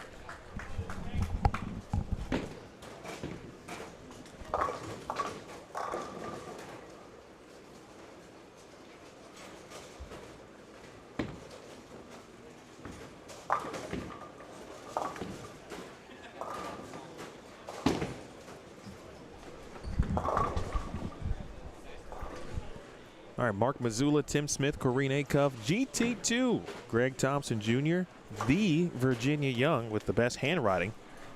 I don't even know if she makes the bracket. I don't know if she can be able to write the match play bracket board for us on Sunday. And Dawn Convey here with us. And speaking of here with us, as previously teased, the tournament director of the Agent Ong Open, and now the Agent Ong Open strikes back. I don't know if he's a Star Wars fan, but it does play. Welcome in Carl Ong to Bowlstream TV. I appreciate you having me, man. My man, good to see you again. It is nice to see you. How are you enjoying the weather so far? Well, you already know my answer to that. It is. It's a little chilly. It's very. Yes, it is very chilly. Ironically enough, when I left home yesterday. It was like it's going to be a 73-degree Chicagoland day, which is pretty. Sounds great. It was, yes. Well, I didn't get to enjoy it, of course, but Right. I was in travel. But it's a kind of typical Chicago. Like you get a random like 70-degree day before it starts to continuously get warmer and warmer. Not as hot as what we're experiencing here. Right. But it's cool. It ain't, It's only about a 45, 50-degree bump. it is what it is. How's everything going? I'm doing well. Excited to be here at the Cactus Classic. Third annual. Scores are higher than I thought based on previous years. So, but it's early, obviously. Yeah, it's interesting, right? We don't really, I was telling Leia, like, in an 8-game block, you typically expect the scores to get a little bit better or higher as the block goes on. But because of the start from a lot of players, like, because there was a lot of good, there was some in between, and then there was a little bit of tough stuff. I'm like, I don't know what's about to take place in the next 5 games or so. Yeah, I mean, the way these guys came out of the block, Correct. I was like, wow, it's going to take a triple-digit number the way it looked. And then now it's starting to taper off, and the transition looks a little wonky from back here at least. So we'll see. Yeah, Tim Smith right now leading the way at plus 75 for 3, and he just popped off the nice game of 247 and had a little bit more available on 3 and 4. Now he's in front of us here on 5 and 6. Michael Haugen now at plus 72. Yeah, Haugen seems to be most consistent when it comes to scoring. Everyone else is kind of, and Jenkins, KJ, is doing well too. So. Can you do me a favor? Yeah, You have the standings up. I do. Can you read off the top 7? Tim Smith is 1. Haugen is 2. And they're plus minus if you don't know. Sorry. I'm trying to type it in Yep. the chat at the same time. Tim Smith plus 75. Yep. Michael Haugen plus 72. Kevin Jenkins plus 69. Joshua Williams plus 25. Cesar Padilla plus 8. Craig Thompson plus 7. Continue. And yep. Mark Mazzulla minus 1. Oh, we got some. And Matt Zweig minus 3. That rounds off your top 8. Appreciate it. Well, Zweig is right there. The grind, as we just saw him for a couple of games. Looks like he is going to have his highest game over on 9 and 10. You can see him bottom right of your screen there. So what can the people expect for year 2 of your event with regards to the Agent Open? I would say the first thing is actually more name recognition now. Obviously that was the biggest hurdle. Year 1 was trying to get the name out there, get the tournament out there, and hopefully gain some traction, get some legs. And then year 1, and like I said, I'll say this until I'm blue in the face. What you helped us do last year, Emil, and Bullstream TV, was literally help us get on the map. So until I'm blue in the face, I will always say thank you to that, and appreciate everything that you do for the sport of bowling. And it's nice seeing you out here for the Cactus Classic. Appreciate you. But year 2, I think, with having Royal Flush come on board and having Rotagrip as our official ball sponsor this year, it's definitely given us additional momentum. And now that that's on board, just slowly but surely we're having that opportunity to get the word out there, and hopefully from what it looks like, for all intents and purposes, it should be a bigger event than last year. I noticed that the growth is there in regards to entries and just word of mouth. A lot more buzz around it, I guess, just with people reaching out, asking me about the tournament, when it is, and a lot earlier. That's a good thing. Oh, yeah. Like, last year, I remember the dinner at our house at my house, that Wednesday night before the tournament started, I kind of gave you some numbers, Right. and I'm like, oof, what are we going to do? And then everyone came out. And then, I think, the sweeper last year was probably the turning point for me in regards to the confident level that I had and how that tournament was going to end up. So, Yeah, it was popping. yeah, it turned out really good, and I'm excited for year number 2 for sure. Carl Long has joined us here for at least a little bit. He's been on a vacation run. He's got another one booked. I need to be in his suitcase so I can roll. I've been on a different kind of vacation, but it always involves work. You get more miles in than I do, sir. That's all I'm going to say. It always involves work.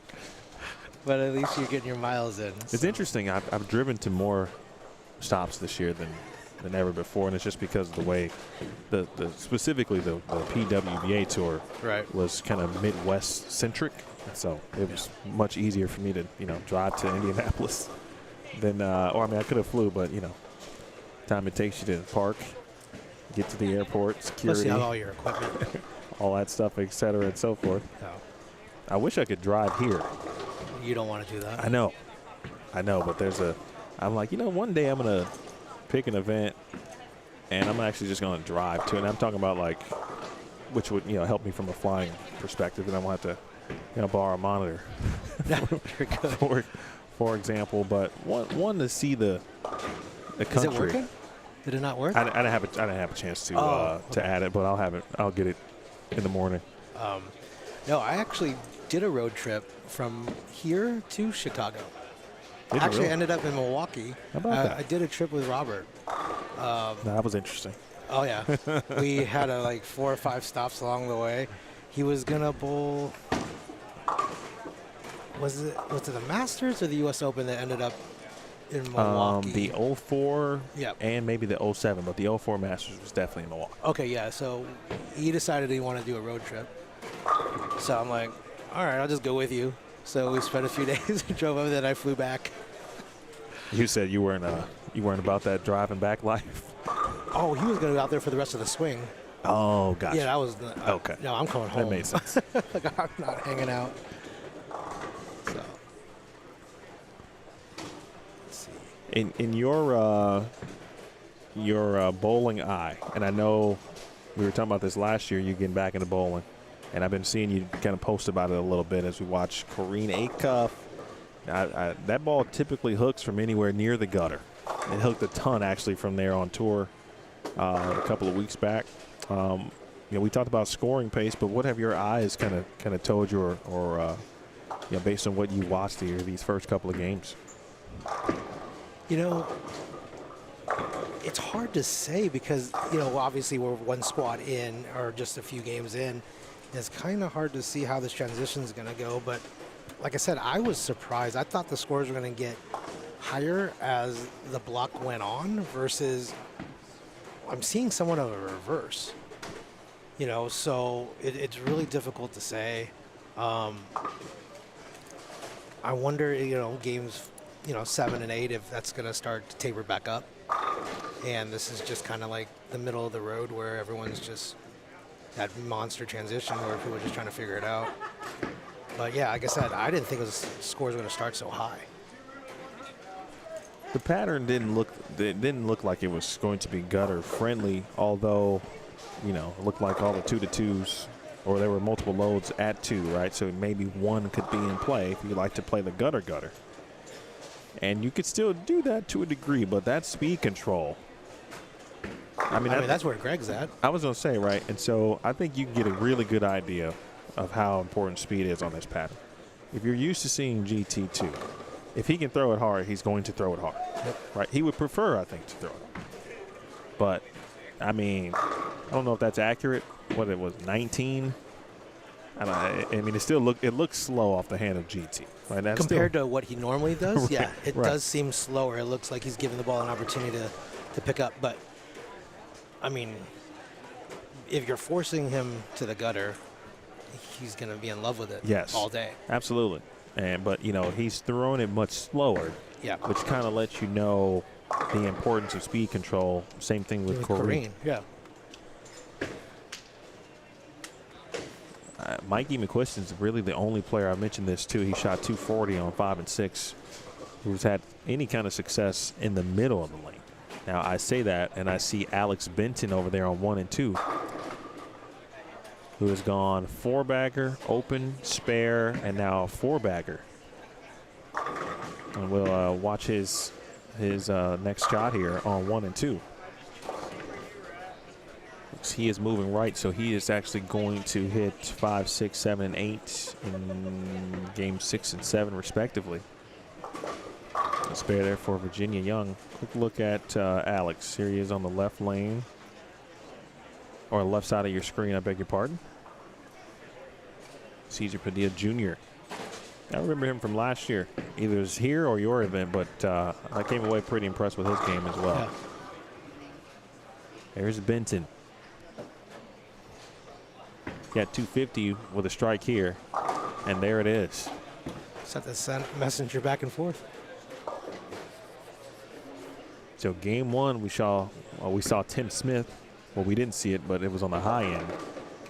He shot 267. That was the, or still is at this point, the highest game of this squad. But, and again, it's like when you think the scores are going in the opposite direction, then you see someone like Alex say, no, not really. Well, that's the thing. You have the outliers, right? But is it a consistent across the board? I just don't see the scores like that right now. I mean, he has all of it. Great game. Yeah, he looks like he's got plenty of area, too. Yeah. Watch Chris DeMarco's first shot here as well. Minus her game 2. I mean, she's been pretty solid. Stepped out of it a little bit. And through the nose. All right, back over to our, it's been our main 5 through 8 with picture-in-picture on 9 through 12. Michael Haugen. What a tough start from Haugen. He has missed some single pins, uncharacteristically. Missed a 10 pin on 5 and 6, and he's got 2 single pin misses over on 3 and 4. This squad is zooming. Like the high end is waiting for the low end bowlers to bowl. Wow. Yeah, you're right. All 4 pairs.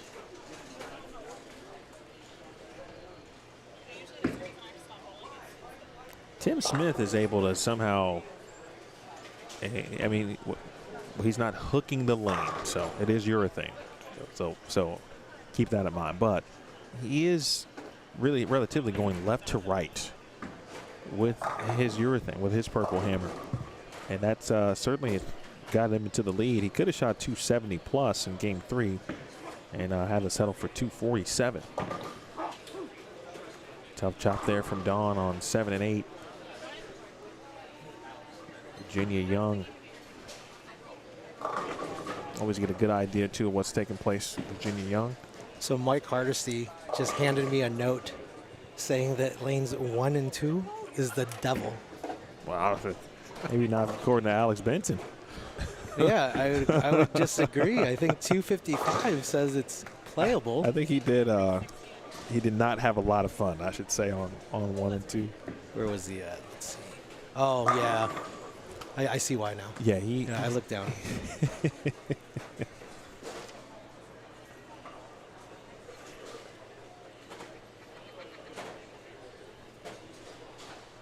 But, you know, Kevin Jenkins right in front of me now. He's bowling extremely well. Yeah, KJ with plus 69 for the first 3. It's pretty good overall. I think about. I'm not familiar with Tim Smith, but I like what he's doing, and he's doing it in a little bit of a different way. Like we watched Matt Zweig try to maneuver and shape urethane ever so slightly, but the question will be, will Tim be able to do it throughout or for the rest of the block? A-Cup trying to make a comeback. Yeah, that hooked early. I agree. I completely agree. That was a what in the world just happened situation. The A-Cup family, Carl, you probably will enjoy this. On tour, they took an RV So whole they swing? legit did like from the old school touring perspective. Okay. Grabbed the RV and drove stop to stop. So when you're talking about road trips, they had them, Christine Johnson, their great friend, and then of course the A-Cuff children. So full family effort for the A-Cuffs. It's probably the most economical way to do it, though. Yeah, if you got it, You know, 100%. Yeah, I mean, if you can do it, and see, for me and my kids, I couldn't be in that kind of close quarters for that long a time. I'm gonna be honest with you. So no, I probably have to, like, you guys drive the RV. I'll just drive in the car behind you. Is it because of like how old they are currently? Like Yes. From that? Okay. Yeah, it is that. You know, they're going to be 16 and 14 this year. You got full teenagers. Yes. situation. So, and the estrogen in my house. I'm the only male in the house. So yeah, it's a lot. That's why I do a tournament once a year. At least I can get out of the house for a few days. So yeah. Missoula. Cash. There you go. Cash money on Mark Missoula. Good spare, the 5-7. Handling that puts him still at a max of 220. Oh, Greg was on a 3-bagger. Didn't like it immediately. 3-6. Don is struggling this game.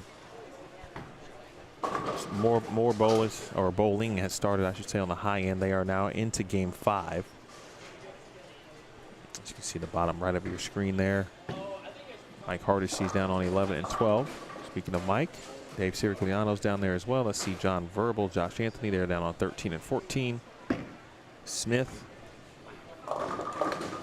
Oh my goodness. Wow. How about that? 4 just lays right into the 7 pin.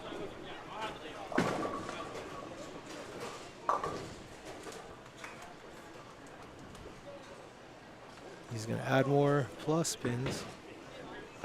Yeah, Tim Smith, your current leader.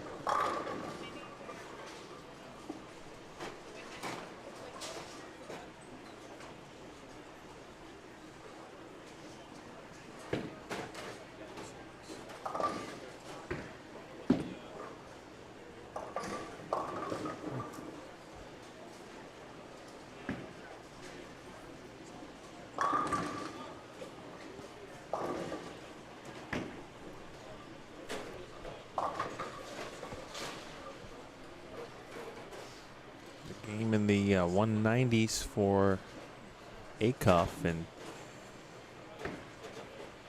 2 will give Tim here 180. He will drop and give 20 back.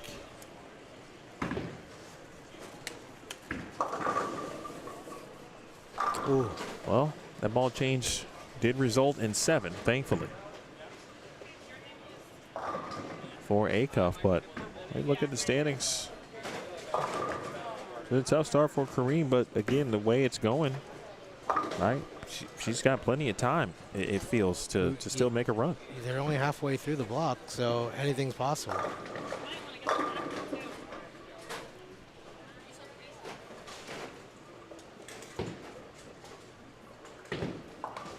I guess if you can avoid that 150, 160 game, I think it's almost like looking at this board. You know, majority of people have that one, and then you have your outliers like Haugen and Jenkins and Joshua Williams are just staying even keel throughout and even Greg. Speaking of GT, that was a big double. Elmore gets him to 190, and then over there is young Joshua Brown. Where's he at? Oh, okay.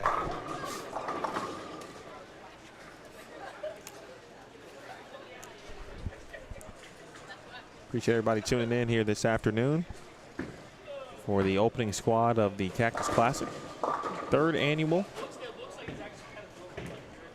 Nice finish here from young Joshua after a very tough start.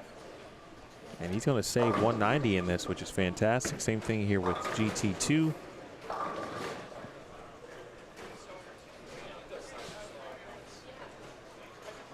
I know we did this last year. What do you think the number is going to be after this squad? Oh, now that we're man, halfway in.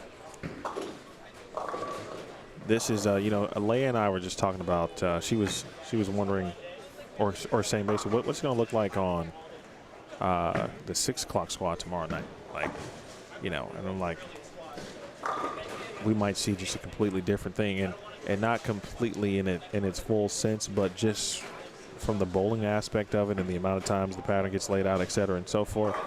You know, I don't think we'll see this version of the pattern tomorrow evening, which puts this number in a situation of No, I agree with that. who You know, knows. I still like it still gets to plus. So I'm gonna go like, what is it right now? Right now, after 3. I tell you what, since let's do it after 4. Yeah, okay. Because right now, I mean, we're at -1. If you were to cut it off at game Right. 3, yeah, -1. Yeah, I still think it gets to plus. My first inclination would be like plus 20. 2-0 might get you in tonight. But if they start striking in games 5 and 6 here, then you know it's going to go up. Yeah, I just think once this transition just gets settled, I really think the score's going to go back up. I think 20 might be a little low. I don't know. Nice pair It's from hard to Dawgs. guess. Another 3, 4, 6, 7, 10 make. I think I've seen 2 of those made on that pair of lanes. Yeah, you know, the other thing too, right? So I've been used to watching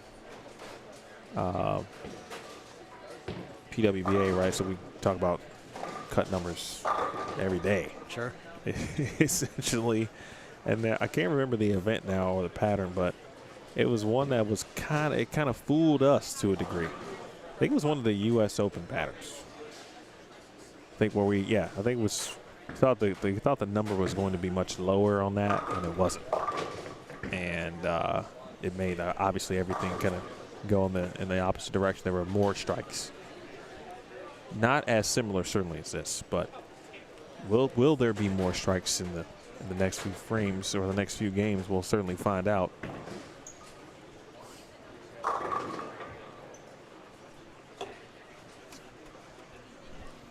GT2 about to roll over here to 5 and 6.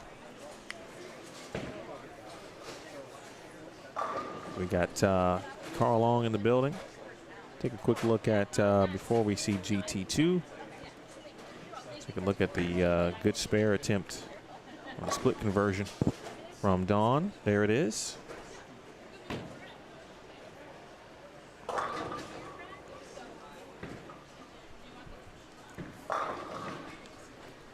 So lanes 9 through 16 are, again, already going with game number 5. With 13 and 14, they're already in the 7th frame. You talking about zooming. I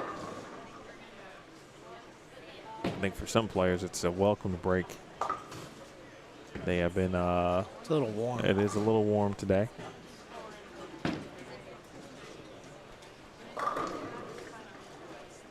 While we wait, let's get you a full screen view of 9 through 12 down there.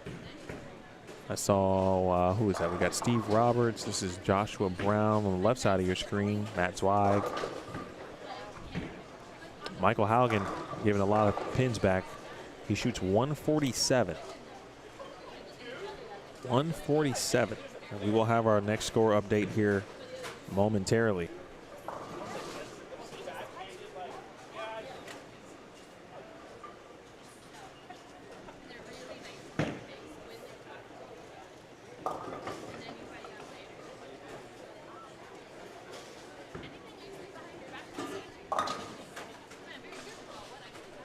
Been an interesting lane condition so far. Let's throw that on the screen too if you're just joining us, unsure what everybody is bowling on.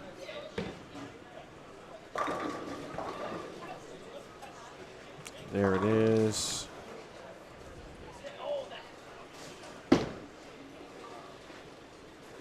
Again, 43 feet, 25.65 mils.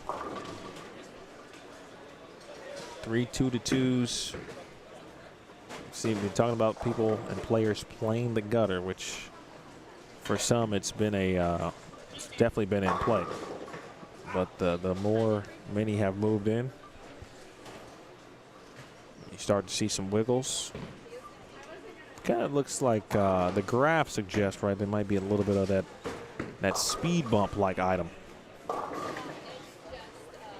which if you follow patterns, certainly on other tours, professional tours, anything that Nick Hoagland is involved in, Nick likes to throw in a speed bump every now and then. Brianna Cote in the building, not physically, because Carl just turned around. Like where? In the chat. She is in the chat virtually. Oh. She's in the virtual building. Hey, Bree. When is she bowling? She said she will see us tomorrow. I believe Bree has been I feel like she's been a 7 or a 12:30 bowler. I think she's a 7 a.m.er though. She did bring Starbucks last year. Because I'm saying, I just took the words right out of my mouth. Because she was nice enough to have coffee on the table already this morning.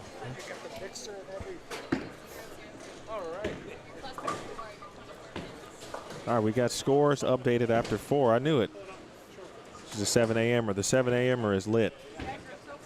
Yes. It's lit. All right, so we got updated scores, folks, after 4 games. Click the pinned link.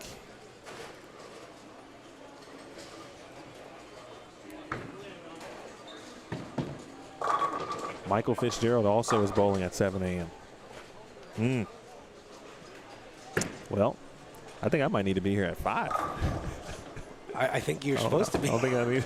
I think you have to be. I don't think I don't want to miss anybody.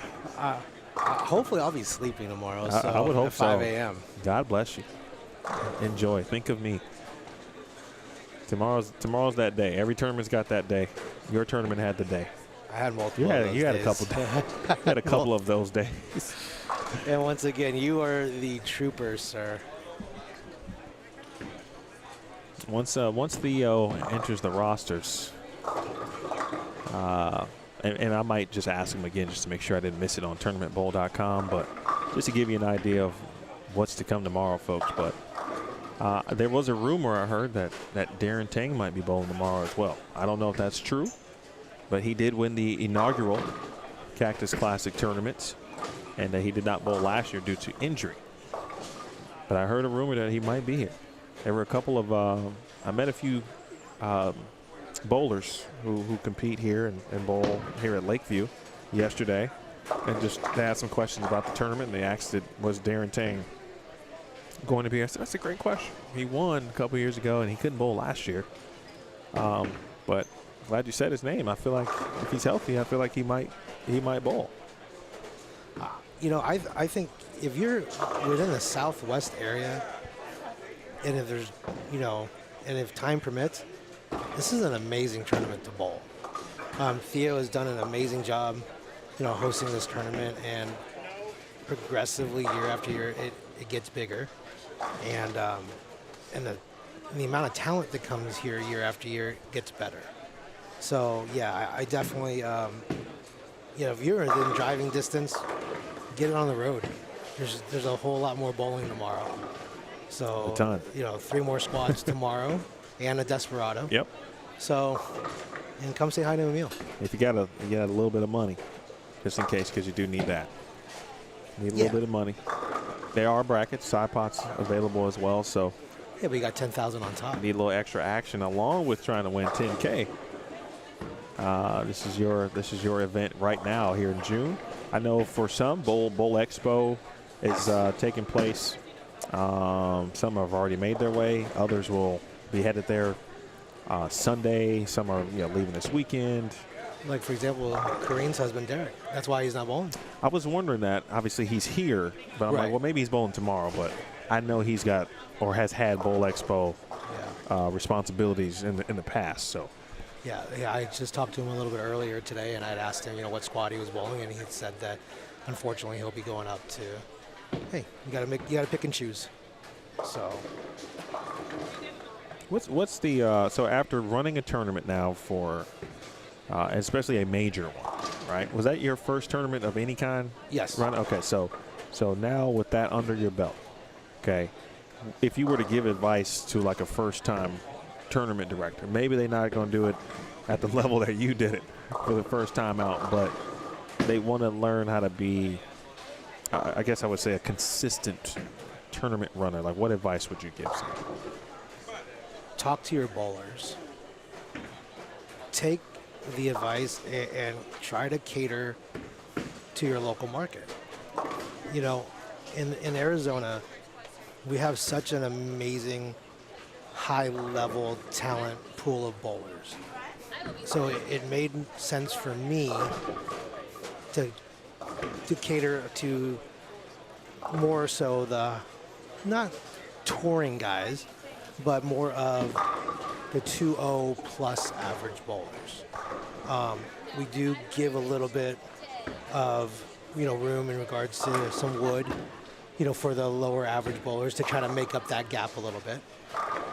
But the biggest advice I can give anybody, if you're really considering, doing something weekly or monthly or quarterly in your local area, is go out, talk to the consensus of all your bowlers, but not just your league bowlers, but go after, some of the higher end bowlers. Go maybe talk to some of your senior bowlers, even some of your junior bowlers, if you want to make it, a smart, accessible, scholarship opportunities for these kids, and then come up with something. But you don't have to reinvent the wheel, but give them something that's maybe not something that's already provided by other tournament clubs in your area. And I think that's probably why we gain traction, but I also only do it once a year. I respect, Theo's with CBE, Complete Bowling Events, the Strike Force Tour. That's also another tournament club out here. They have those on lock. Which one is Phil? Oh, yeah. And Phil, I don't know if he's running many tournaments right now. Okay. But then we have Alley Cat Action with Reggie Elliott. So there's a few of these guys out here that do it either weekly or monthly. And that's just not something that I was willing to commit to. And that's another thing I would tell you, be willing to go all in, though. If you're going to promote something, you have to go all in. I've unfortunately seen where people see a tournament, I can do the same thing, and then just try to run with it, and it doesn't go. You have to spend some time hitting the streets, really, with it, and going to your league nights and chatting with the bowlers and marketing. I mean, really, it's not going to grow a leg of its own. Word of mouth can only go so far. You have to hit the pavement and you have to put in your work, but it can be done, so. I keep flirting with the idea of doing that. You have the biggest audience on earth. I know, but, I feel like it's one of those things, if you're going to run a tournament, you got to run the tournament. Like, and I love this part of, obviously, what I do. Well, but you got to if you get the right people, like Theo. Right, so that's the perfect example, right? I don't want, so when you introduced me earlier as a tournament director, that's really not what my title is. You're right. Theory. You're right. I would say I'm more of the creator of the tournament, the host of the tournament, but from inception to the day of the tournament, it's all on me. Once the lights come on at the actual tournament site in the center, that's all Theo. And I will never take anything away from that because, like I said, you, Theo, Roto Schlem, Chris Schlemmer last year, you guys made it what it was. I just got us there, right? And then you guys took us to the finish line. So I will always own up to that.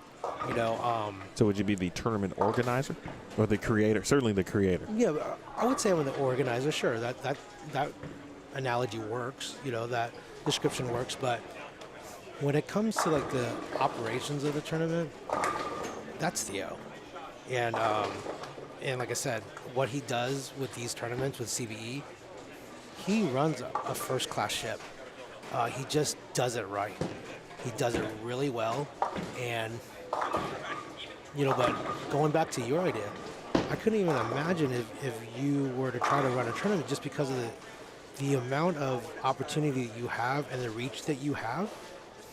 I think you'll rival national events. I don't know about all that. Well, you know, all I know is I'll put it to you this way. If you ever decide that you want to consider doing something like that, I'm on board. And in any way, shape, or form that I can help, I would be the first to jump on. Robbie Patterson is, I appreciate that, Robbie. I will keep that in mind. He said he'll call the tournament. I can go run the tournament. He'll handle this part. Yeah, I've known Robbie since he was a kid. Like, literally a kid. So he's a good guy, a real good guy, and a really good bowler. I'm curious of when he's bowling. Have you heard? He may not. Well, I would ask him, but he may not want to divulge that information. Yeah, right. He might want to. You want to keep people. All right, Robbie, text me. Someone just talked about. I think it was Kevin talking about Caesar, and his look. Yeah, he's been near the top of the standings, and right now he is tied for 7th. Actually, so 1, 2, 3, 4, 5, 6, 7, 8. That's an important tie right now to keep in mind because, you know, if there was a tie, then we'd need to consult the rules and figure out what our tiebreaker scenario might be. Have to think it'd be a game.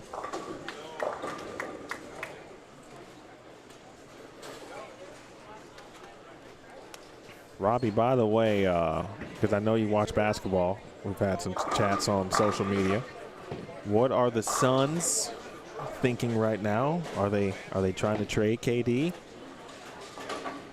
What's the deal here? Are the is this the final season for Diana Taurasi and the Mercury? I think they've been off to a little bit of a slow start. Now they got the Fever coming up here on Monday.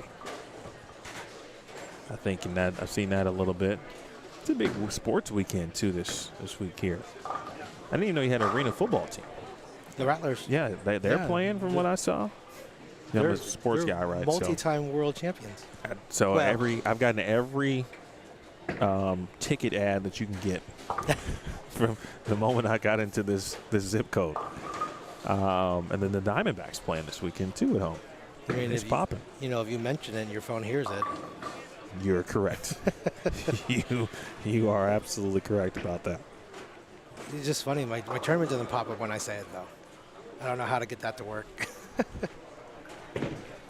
Padilla is looking pretty good, folks, and we're trying to get Virginia here a strike. She made the this washout actually a couple of frames ago. Keeping up to date on Alex Benton. He is next door on 3 and 4. And he's coming off a 250-plus game. Benton moved into 4th, 255. That was on 1 and 2. He's now on 3 and 4. No doubles yet. He's had a couple of missed makeables. And Virginia has made – this is just a makeable spare for Virginia. She's done it twice already on this pair of lanes.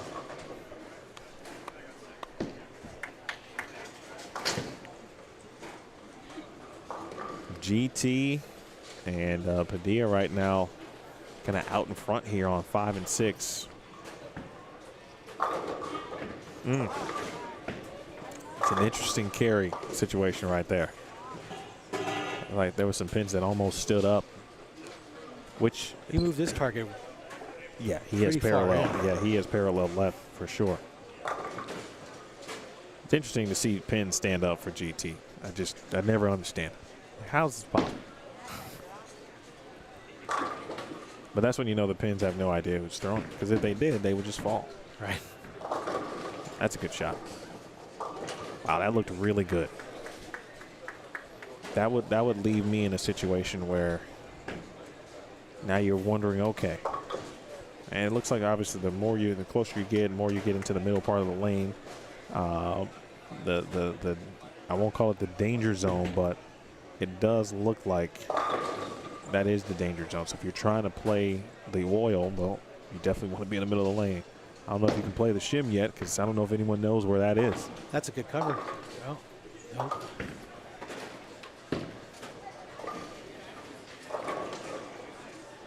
That looked really good off the hand of Virginia.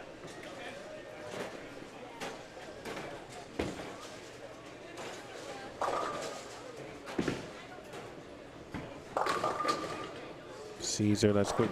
This is Alex Benton next door. He's in that similar zone. All right, so there's been enough bowling balls that have gone down the lane to where, you know, we just talked about that transition, especially in an 8-game block. You see it early, and you start to see a significant transition again later in the block about this time. Again, in my experience in 8-game blocks watching them. Mikey McQuiston, excuse me, at -40. But I feel like he's right spot. He's got a 4-bagger going. He can get to 240 again. He shot 240 plus a couple of games ago. Again, folks, there's a tie for 7th right now at +10. +10. That's Caesar, Padilla, and Joshua Williams at the moment. GT2 again, 5 in a row for Gregory Thompson Jr. Trotwood, Ohio's finest. GT originally from Ohio, Dayton area. Haugen with a big double. All right, what's on your league or tournament schedule? No, I'm not talking about your own event for you bowling. I know that's on your radar. Oh, Tuesday night in the fall. Okay. It'll be the first time bowling league in a very long time, and putting together a team, it's been well over a decade putting a team together to bowl. But being around bowling again the last year and a half, 2 years is really, and let me preface this by saying, in no means am I trying to be competitive and go out and bowl things per se. But I miss this.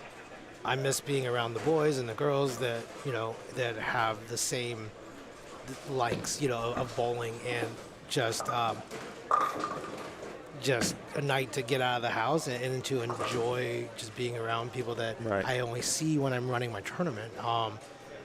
So I miss that, and it kind of opened my eyes back up to it again, because when I left bowling, it was due to injury and plus raising kids and stuff like that. I just didn't want to commit. It's a full-time job. I was bowling 4 or 5 nights a week, you know, and you're putting in your, you know, 20, 30 hours a week, you know, in league, and that was just too much for me, and but I miss it, and now I figure I can commit myself to 35 weeks for 1 night a week.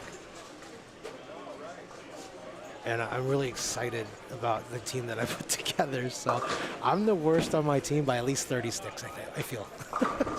which makes me feel really good. I was going to say, then you put together the right team. I did. I told everyone that was bowling on my team, like, look, I'm going to try to build this team, and I'm going to be literally the worst bowler by far. And if that's the case, then we have a chance. So that's what I'm doing. Starting to see more shoulder shrugs from our competitors here, this squad. Yeah. And there are some bewilderedness or bewildered faces, if you will. Yeah, these scores are definitely have that downward trend per se, versus like game 1 out of the 25 the squad. Is that correct? Players total? Yeah. I believe so. Yeah, 25 players. Over half the field shot plus, right? Yep.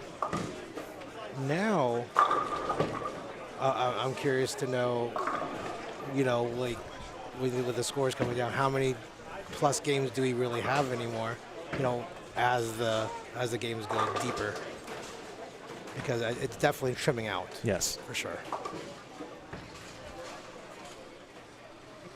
Still not a ton of big scores, but you don't need big scores on this right now to be in the top 7. But they certainly help. Yeah, you're. Oh, we were gonna guess after 4. Well, it was plus 10, which means I'm already down on the plus 20.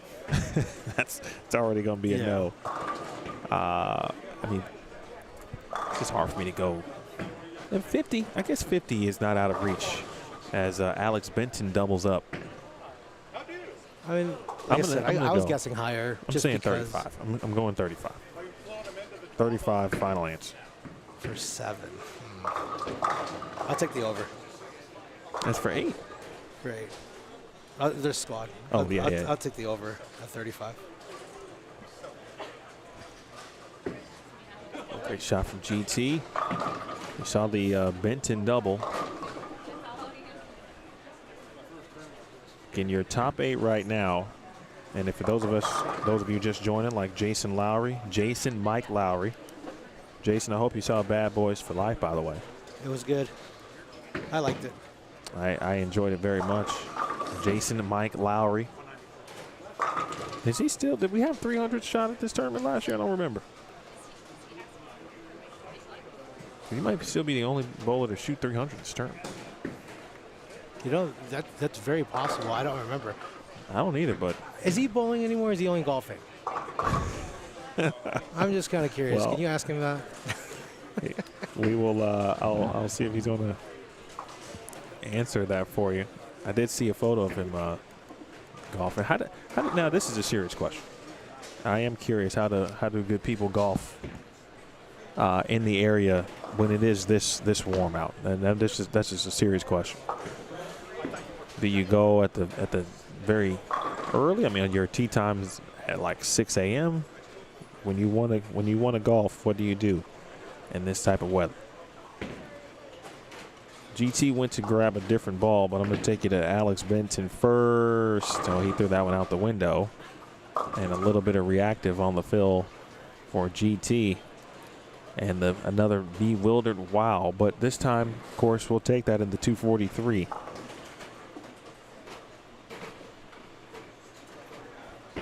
Back over to Haugen. And Michael Haugen. Now with 5 in a row, he's going to be in the 240s. Virginia. So let me ask you this. I'm going to crush the pocket, by the way. Boy, and that's the old century mark on the opposite direction there for Alex. Are you seeing it pair to pair, or are you seeing it based on transition? These scores. I am basing that on transition. Because, you know, pair to pair is just always, to me, it's always pair to pair. Like, you just know it's going to be the pitfalls pair to pair. So, like, I feel like I've watched enough bowling and talked to, oh, that is really loud, sorry. Talked to enough great players. No, that was me. I turned my deal all the way up somehow. Sorry. No one ever accuses me of being too loud. No. And so that's why I was like, whoa, that's loud. That's very uncharacteristic. To know, like, the players, really good players, know that the pair-to-pair thing is a thing. And they literally just take what they can get, especially if they have figured out which pairs for them are not favorable. And then the ones that they know are favorable, they do everything in their power to shoot 240, 250 every single time. And they don't really miss on those pairs that often. So that's kind of how I think about it. The only reason I had asked was that I was looking at Haugen's, scores as an example. Oh, sure. Yeah. And then I just curious if 3 and 4 was just like the bugaboo pair. Well, I mean, Mike said his was 1 and 2. True. Hardesty. Now, to that point, though, right, I mean, we'll have to keep an eye on 3 and 4 now specifically, because Alex Benton just went 150 on the pair. See what I mean? And he just shot 250. So that's what I was saying. I'm looking at these scores, and I'm just kind of curious. And like I said, I could just be blowing smoke, right? I don't know. But it seems like that cross, if you look at the scores coming off of 3 and 4 this last game, 170's high. And then you look to the right and to the left of it, Right. you got 240s, all surrounding it. Mark Missoula closes it out with 167. He struck on the fill over on 3 and 4. But again, the bewildered look, folks, is taking precedent here as we now move into game number 6. And, of course, already off and running. The pairs on the high end. Somewhere along the way, we kind of got off of our pace, if you will. Actually, we kind of started on a delay. 3 and 4. There you go. Had an approach issue during practice, and then so they ended up starting 5 minutes later. Yeah, I was going to say about that time. And I guess that's all it takes. So after 5 games, I'm gonna say we got to keep an eye on Mikey McQuiston, the young Grand Canyon former product there. Keep an eye on, of course, Cesar Padilla Jr. He was tied for 7th. And Alex Benton just did the century mark in the opposite direction. He's starting to see a lot of push. And saw it on 3 and 4. And similar shot that kind of looks good from the start. And ball just never sees it. Never sees the lane, never sees the mid lane at all. He might be in a ball change situation.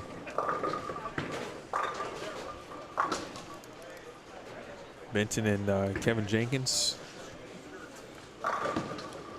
Kevin just shot 190 and change. We got a long way to go before we get there, folks. But the one thing I actually had to remind myself about BL's event was 3-game total pinfall matches. So think the Masters or the Queens minus the double elimination part. It is single elimination.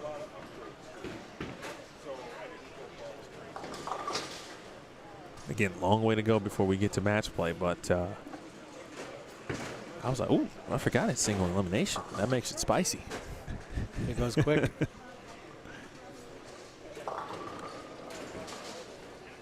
I hope we get a chance to see some of, I guess, what I would call now normal players that I see in this area. We're seeing a lot of them. I saw Ed Smack. I'm sure he's bowling. The Andrew Canes of the world, I'm sure will be bowling tomorrow. Brett Wolf. Kyle King. Cortez Shank. Then there's some players like Bree, of course, who make their way from Tucson. What's my guy's name? Keith Fung? No, but I like him, though. Who are you? Keith. Can't I think of his name? Dahmer? Yes. Yes. Yep. I like his vibe. He's got a very nice fashion. He's got a good fashion sense, too. He's clean cut. He's always put together. You know who he reminds me of when it comes to a dresser? Frank Ellenberg. Just ever since I've known Frank ever since I was a kid.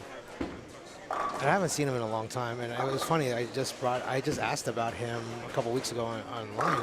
Who talks to Frank Ellenberg? I want to get a hold of him. I just remember seeing him always just, dress slacks or dress shorts and a collared shirt. Always just very well dressed and manicured, I guess is the best way to put it. He can bowl too. And he can definitely throw the ball, for sure.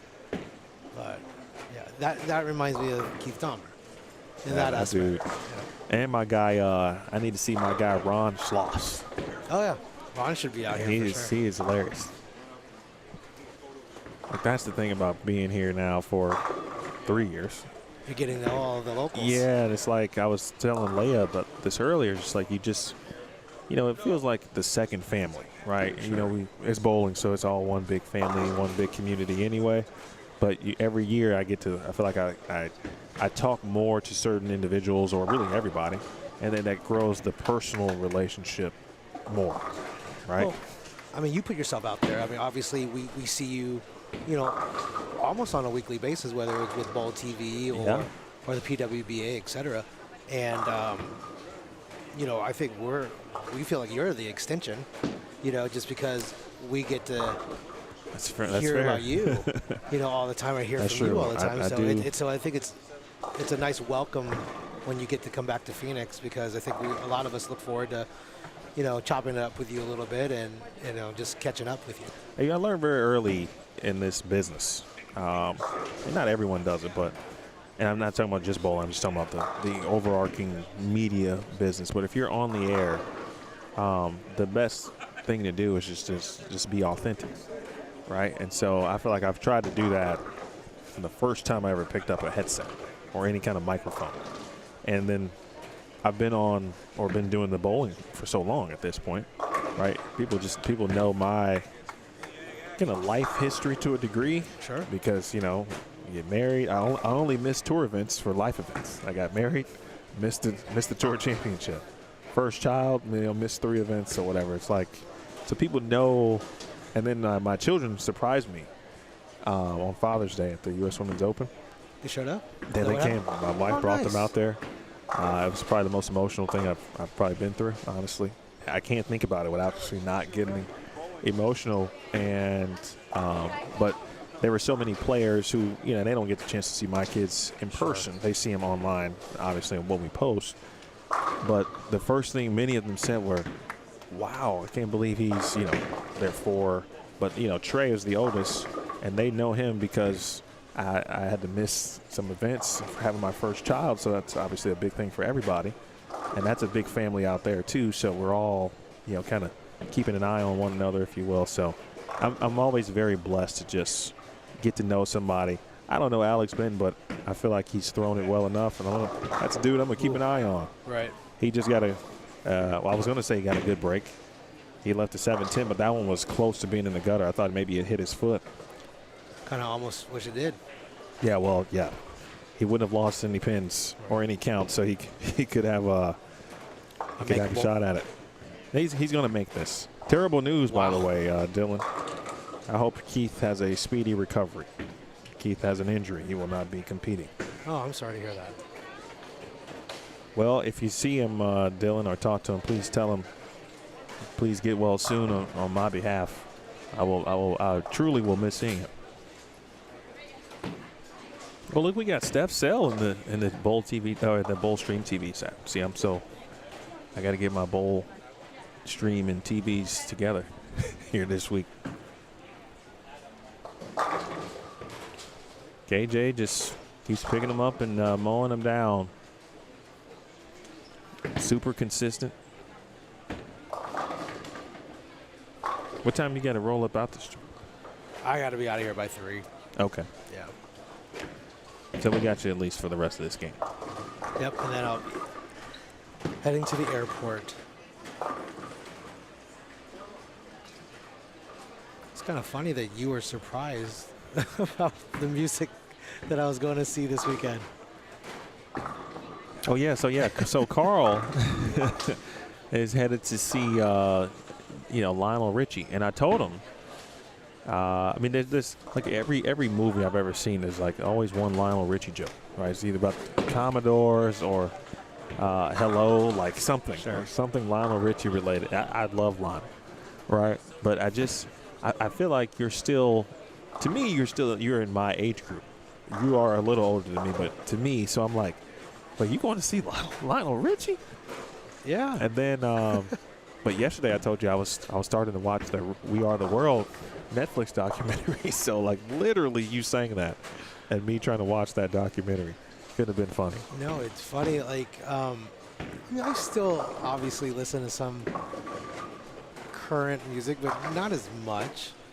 You know, as you get older, I guess you like what you like, right? Oh, absolutely. Listen, And, there's going to be some artists that won't really see the light of day on my playlist. I think about, like, for me, 90s hip hop is probably the only thing I will really listen to when it comes to hip hop anymore. R&B of today is definitely not the same as Right. R&B back in the 90s and before. Absolutely. So, Yeah, when music has gotten older, like I think my wife and I a few years ago got to see Phil Collins. Oh, that's great. That was an awesome concert. I feel like I'm at an age where You appreciate stuff like that. correct, and so that would normally have been something I would have done a few years back, but I'd go see Phil Collins just to be like, I got a chance to see Phil Collins once in my lifetime. Great super washout, by the way, from Steve Roberts on 7 and 8. The super washout has been a popular leave, unfortunately, but it has been converted a lot today. Virginia just threw a great ball. But cornered out. Looks like she's maybe finding a little bit of something over on 3 and 4. So look, right, 3 and 4, the scoring pace already is up just from the start, right? Now, part of that is, of course, who's bowling on the pair. That takes place. Oh, turned his back on it, nearly made that. 4, 6, 7. And like I said, that could be, the fact that I'm completely wrong about that pair, based on now that you have another set of talent that came on. Roll. Slow messenger over on 3 and 4 for GT2.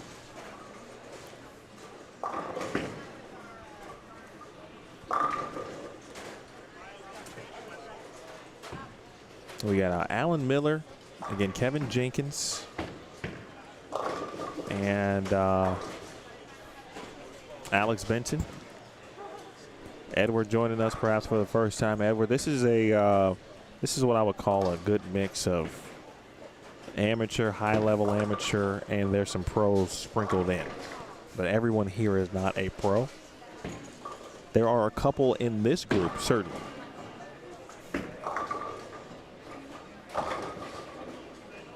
Alan Miller leaves a 2-pin. Again, just as a reminder, each squad has its own cut. So you have to be in the top 7 of each qualifying squad to advance to match play, which is Sunday. The number will be 32. We will have 4 full qualifying squads and full, I mean by that is the full 8 games, 8-game block. And then, excuse me, the Desperado squad will take place following what will be the D squad on Saturday evening. So, and that one will have 4 spots available, but it's a 2-game sprint for the Desperado, not a full 8 games, because then me and Theo would have to have a conversation. I feel like that's my fault. You set a lot of precedents. Yeah, I feel like from this point forward, whenever you negotiate your tournament schedule, I come into play. I will be thinking of you. Oh, I'm so sorry. And a good, but mostly good. I'll say, hey, what's your Desperado squad like? We did have a Desperado, though, right? We did, and we had a tie. That's right. But there was a tie. Right. I was going to say there was a tie here at the Desperado. He's never not had a tie in any of his Desperados he's ever run. So it's not me, it's Theo. You're right. You're off the hook for that one. Yeah, don't blame me. Josh Williams, I think he bowled both the Cactus and the Agent Ong Open. He's the cause of the roll-off because we had 2 people tied. Josh decided to finish last. That's right. And strikes out to leapfrog both of them to force. We wanted to taking 2 off the squad. That's right. We had our number 1 and 2.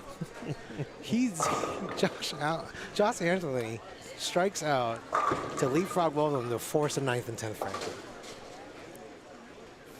So, yep. So you can either blame Josh or blame Theo for your extra extended play on Saturday night. The picture-in-picture, folks, is 9 through 12, the bottom right of your screen. We're going to take a look at 3 and 4 here in a moment. Because between John Richards, Virginia Young, and GT2, they are putting in a little bit of work here.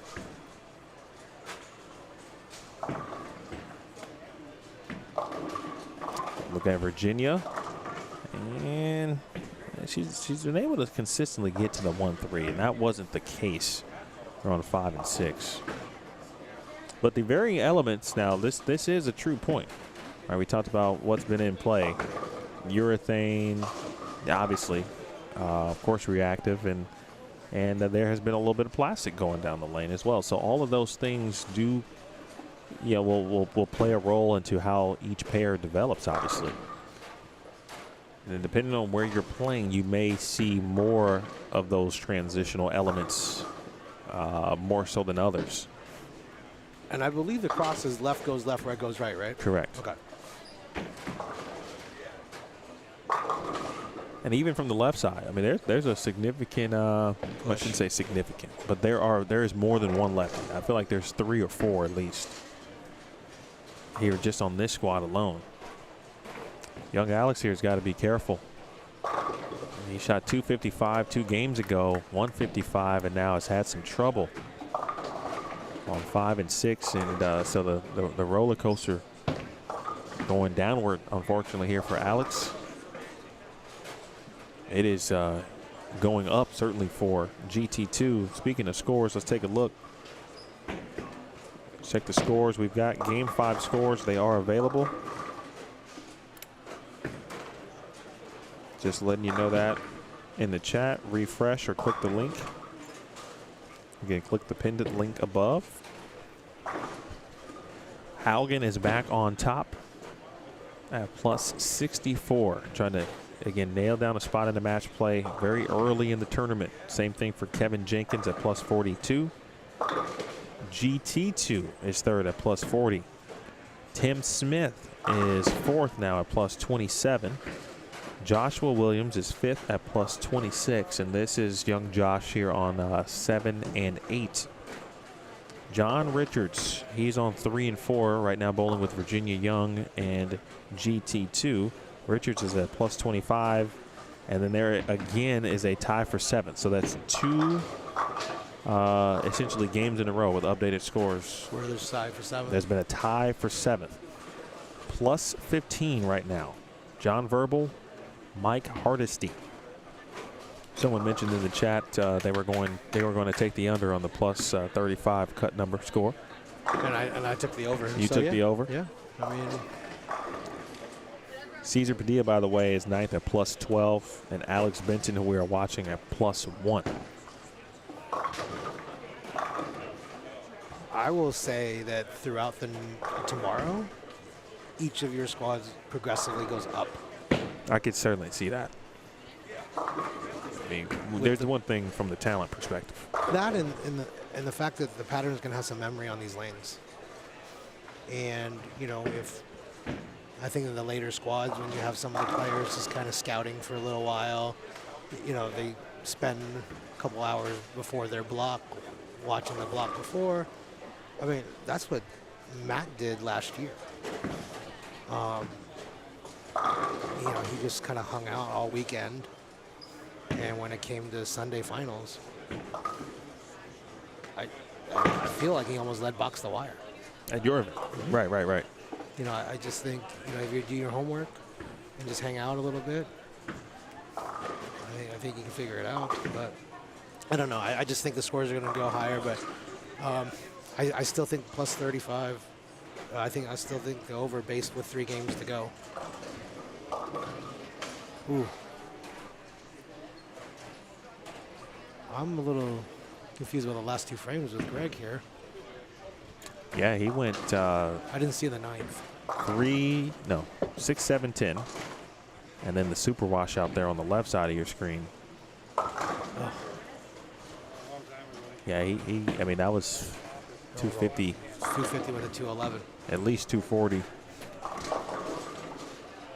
With 1 or 2 to go, excuse me. It won't hurt a ton, but it'll hurt just enough to feel it. Meanwhile, Joshua Williams, it's a big strike in the 10th frame. He's trying to double to get to 190. And Padilla potentially could put probably 2 more in the 10th, and not only probably, he can get 1 in the 10th and probably move up 3 spots. He's 3 pins back number-wise, but 1 spot back in the standings. 114 there for Allen. Wow. High flush for Caesar. John Richards able to get some carry, and he was John Richards was 6th, coming off a 170 game. KJ. That looks like one of those. All right, take what I got, get off this pair, and move on.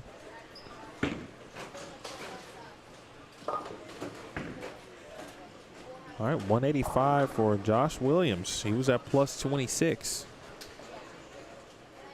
He's going to give a few back.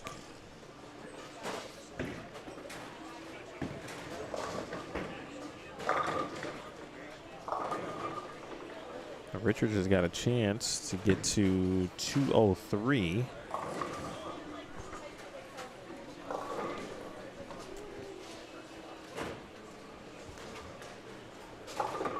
Well, for those of you who have been hanging out and watching this, what do you think might happen these last couple of games? It's still very roller coaster-ish. I do think, though, Carl, we were talking about the pair-to-pair, and because of some of the equipment that has been thrown down the lanes today, I think the pair-to-pair might be a bit more significant. Again, it always is. But once you get a little plastic involved, more often than not, right? We got plastic all the time, pair of shots. But we've seen some plastic go down the middle of the lane. for ball ones, right? So that certainly plays a role.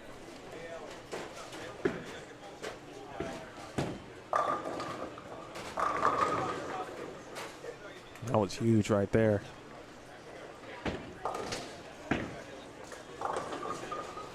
And Steve, unfortunately, then opened in the 10th frame. That puts him at 216. And Steve Roberts at minus 76. I mean, honestly, if you're in that minus 50 range, like you got a legit chance swinging the bat these last 2 games just to still make this top 7. It's going to require a little bit of effort. You know, if the number is 35, I mean, and with what's out there from my perspective back here, that seems like a tall mountain to get the 35 over, if that's the number.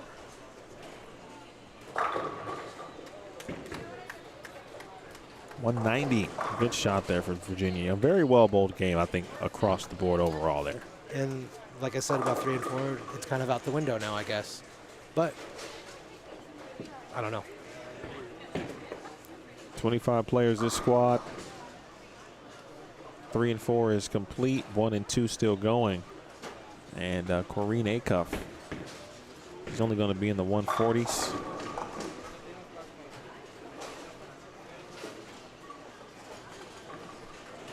Haugen, Michael Haugen, Kevin Jenkins, Greg Thompson Jr., Tim Smith, Joshua Williams, John Richards, John Verbal, and Mike Hardesty. Verbal and Hardesty tied for 7th after 6. Or I'm sorry, after 5 games, excuse me. Theo is already out with the iPad. Let's see, Joshua Brown, maybe a little bit too low in the standings right now, but he has gotten better as the day has gone on.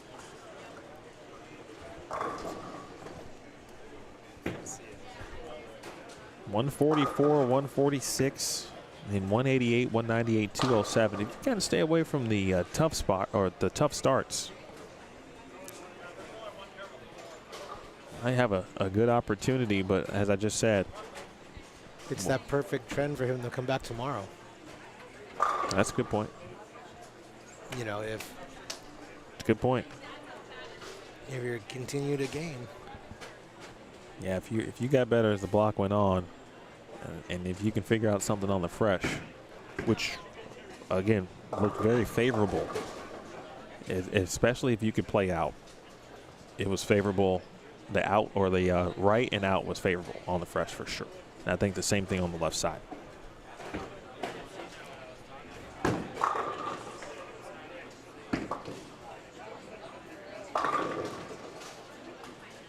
This is game 7.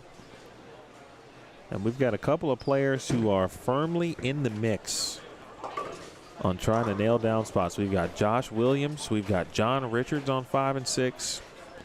And right now, the other question on 7 and 8 is, can Alex Benton figure something out here. It looked like he was well on his way after shooting 255, but that was now 2 whole games ago. And since then, he's gone 155, 141. He's had some mismakeables, certainly, and those are the ones you put on yourself. But ball reaction-wise, he's had to make some adjustments, and I think for him, pair-to-pair has been very, very tricky. Yeah, first ball on 8, dead flush. That was a great shot. He did not have that on 5 and 6. Right. He might have even moved a hair right, potentially, to get closer to what we have now kind of figured out. There's definitely some friction there. In some lanes or some pairs, you'll see balls that get there too quick, and then it starts to read very early. Mike Hardesty, that ball's going to peel. That's good stuff right there. So Mike Hardesty, we watch him. He's going to be a factor in this top 7. Let's see where we haven't called Dave's name a lot today, which is kind of strange. Dave Sirigliano, and Dave was minus 53 after 5. It's rare to go to a tournament and you don't call his name very often.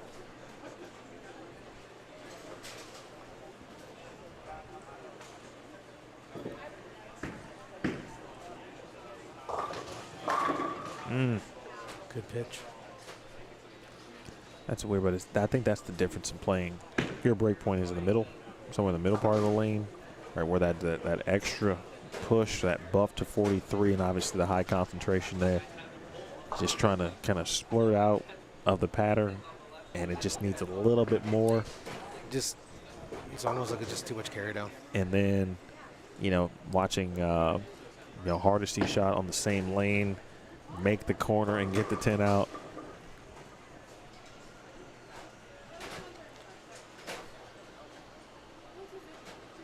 Great place for bowling too, Lakeview Lanes. Shout out to Mike Dermeyer. He is, I believe his title used to be the director of bowling, but I think he's that, and he's a ton of other things now. I was talking to him yesterday. He's now in charge of a lot of the recreational centers around, or this community, I should say, here in Sun City. He showed me some cool photos and concerts and stuff that he's now in charge of. Shout out to Reed, who was kind of taking over in the spot of Mike, but Mike is still around when necessary. He'll be here throughout the weekend a little bit. But Reed was very helpful and making sure I was good yesterday. Same thing with Sue. So thank you to the staff here at Lakeview Lanes. And an early thanks to the good people here at the restaurant, because I will be frequenting that area tomorrow a lot. Kathy and I had breakfast there before we came on. Yeah. Oh, you watched it? Yeah. No, Kathy's well, she just didn't want to interrupt you. How about that? So, well, it's about that time, sir. I appreciate you having me. I appreciate you. And please enjoy my man Lionel for me. Absolutely. You'll make me go see Lionel now. Dude, you gotta go. I've been wanting to see him for like years, and every time I plan on going, something comes up. This year we booked it I think 8 months ago, and I'm just like, we're just gonna go. I don't care what. Before I let you go, do you often go? I know Vegas is a cool spot for you, but do you often go to Vegas to see certain people, or is it just kind of like you can do a 2-for-1? You can enjoy Vegas, go see the thing. I will tell you this: it's easier to see shows in Vegas because they usually do multiple nights. Oh, that makes sense. Where when they come through like a standard town like Phoenix, right? They have one show, night. And it might be on a Wednesday. Right. And you just either you make it or you don't. Vegas seems to, when they go out there, they usually have a residency for X amount of time, or even 2 or 3 nights in a row. So you can try to schedule yourself around, and they seem to release their concert dates a whole lot longer in advance. Makes sense. So for us, and plus it's only 4.5-hour drive or a 45-minute flight. So it's almost just as convenient to go to Vegas than it is to watch a concert here. So, but again, thanks for having me. Again to Theo and CBE. I hope they have an amazing turnout, and I'm sure it'll be a super successful 3rd annual. Appreciate you, Carl, and you guys be safe, travel well, and have some fun. Will do. I appreciate it, sir. Thanks for having me. That is Carl Ong, ladies and gentlemen. Creator, he and his wife, of the Agent Ong Open. I'm going to say hi to his wife real quick, and I'll be back with you as Game 7 is underway right here on Bullstream TV.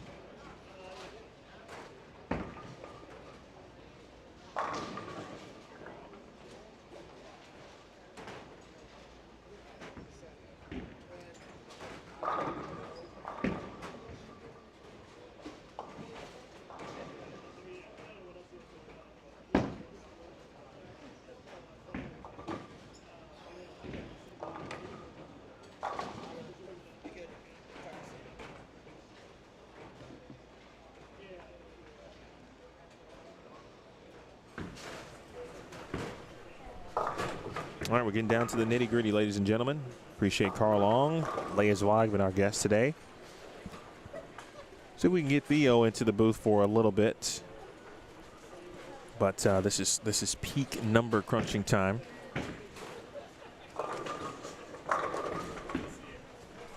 Speaking of that, let's see if our scores are indeed updated after 6, and they are. So scores are up after 6.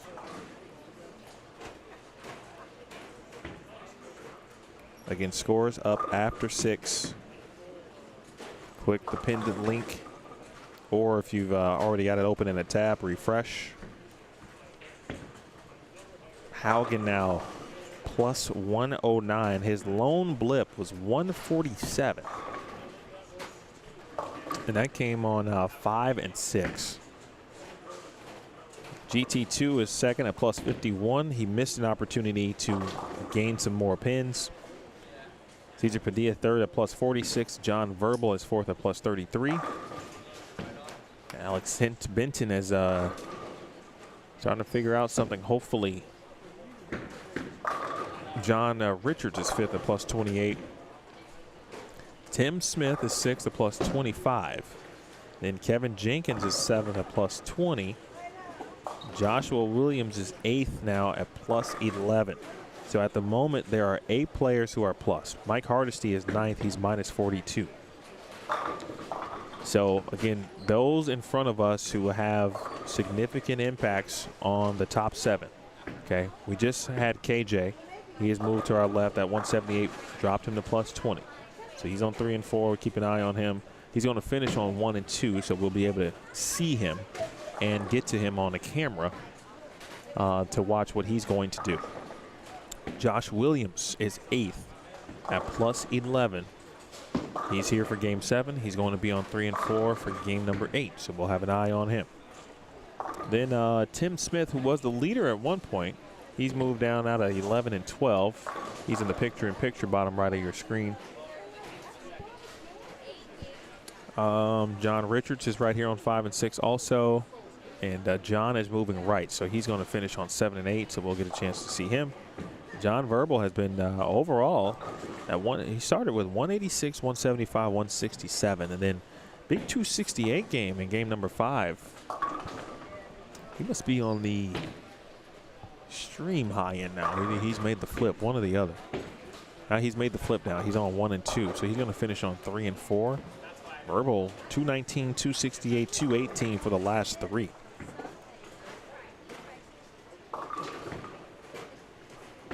Michael Haugen's going to be just fine, more than likely. And, of course, GT2. As long as GT2 is, he stays out of trouble, he's going to be just fine as well. And then Hardesty and Matt Zweig, minus 42, minus 48, respectively. They'll need a couple of big games here late.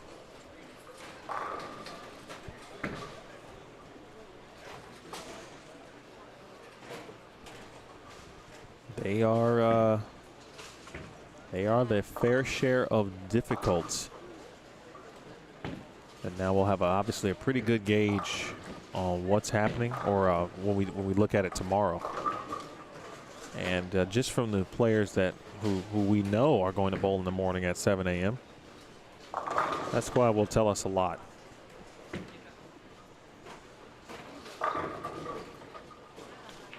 It sounded like Matt Jones might bowl at 7 a.m. tomorrow, too. Dylan Taylor, when are you bowling, if you don't mind sharing? Or if you'd like to keep that to yourself and surprise people, that's totally okay as well. See if Benton can turn 2 into 3. He hadn't had a 3-bag in a while. Bang. Good shot. Benton. I like that young man. He's trying to maneuver.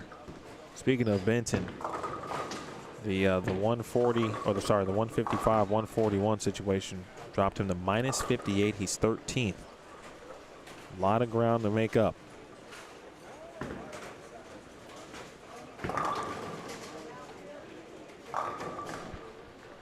He can find a way to string him here in game 7, give himself a legit opportunity to advance.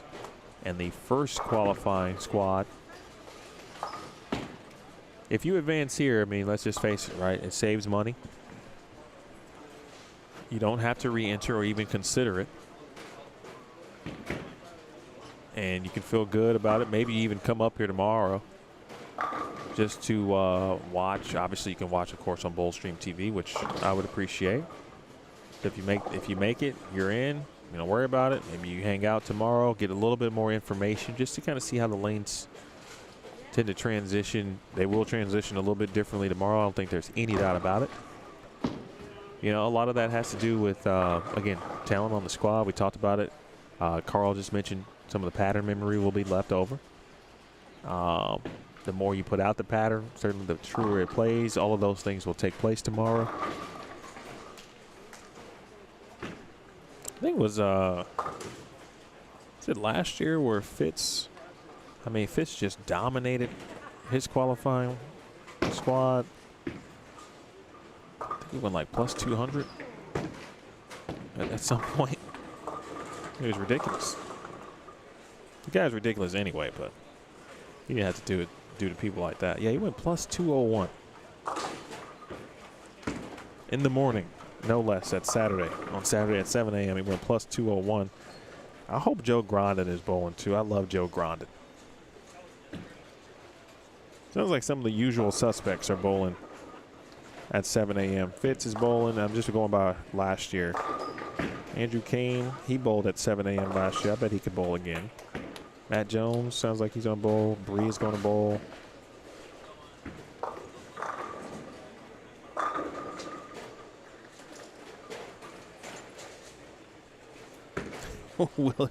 William.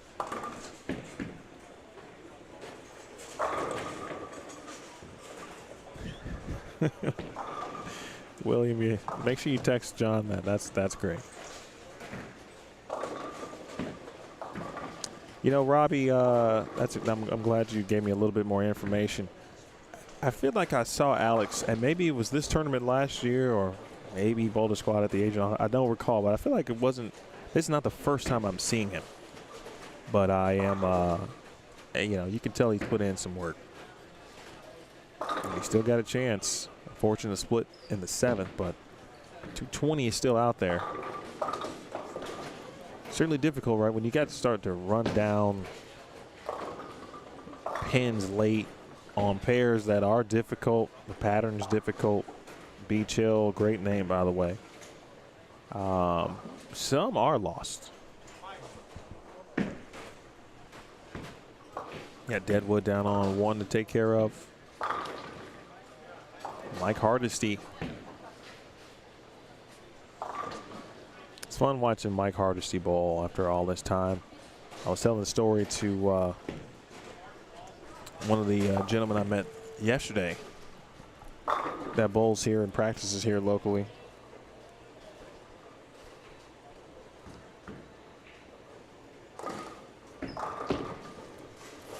Mike Ikezoe. But we were talking about Mike Hardesty in particular. And we bowled in college together, not at the same school, but we bowled in a similar time frame or time period from like 03 to 07. I think Mike finished a year or two before I did, but it's good to see him still bowling. I know he took a little bit of a break, started a family. Everybody's doing great there. Also, he and his wife were nice enough. They brought some cupcakes for me, just as a general snack last year at the Age of Long Open, just from a hey, thanks for being here, and I appreciated that. Sirigliano. Well, the way it's going, we'll see if Dave will be bowling again tomorrow.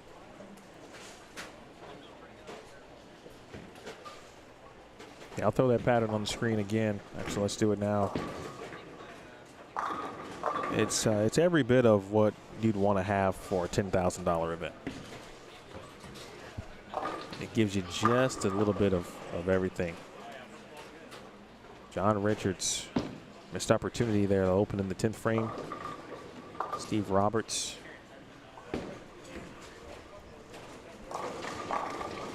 Meanwhile, Josh Williams, $165. And Williams now losing pins at the wrong time. Cesar Padilla slapping him out. GT2 is going to be in the 2-0s. And he is one game away from punching his ticket to the top 32 on Sunday morning at 8 a.m. Arizona time. 11 a.m. Eastern. Again, that's Sunday. Boy, John Verbal, well, we were just talking about how well he has bowled.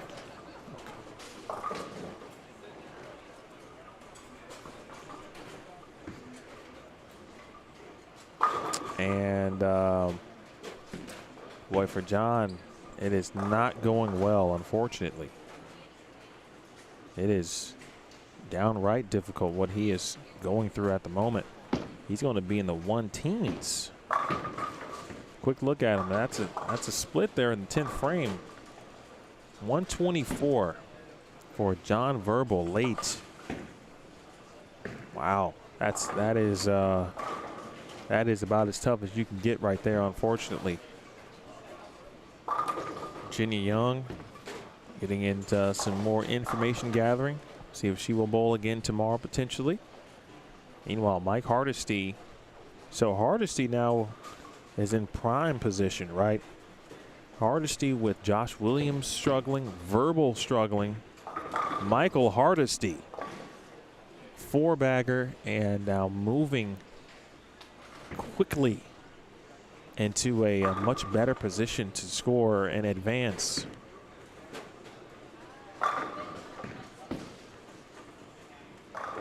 Again, Hardesty was 9th at -42.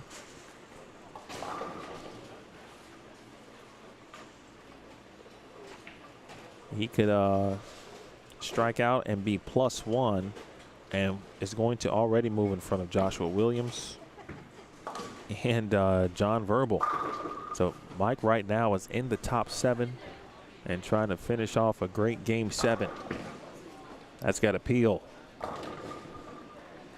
Missed it a hair right. He knew it. Boy, that's that every bowler's reaction, right? When we miss it right or left, and you know it's just by a hair, whether we grabbed it, missed it, etc. and so forth. Alex trying to just wave off some of these miscues. Boy, it was going so well for him through first 4 games or so, and the last 3 have just not been his time. Open there for Hardesty on the fill, or I should say he missed the 2-pin. In bowling terms, technically that is a clean. Oh no, he's not even, doesn't even have a clean game. Never mind. He opened in the 4th frame. This is a situation that, you know, it always is an every pin counts scenario, but let's go to 9 through 12 full screen here. Padilla, wow, puts the finishing touches on 228. Nice game there from Cesar Padilla. Outside of that, Michael Haugen still bowling well.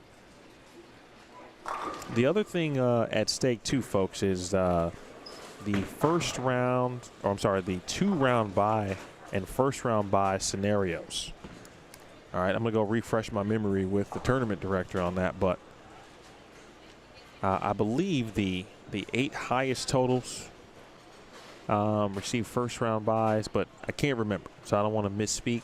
Or if you lead the squad, you get a 2-round buy, one or the other. So I'm going to go get that info from Theo just to make sure I remember that properly.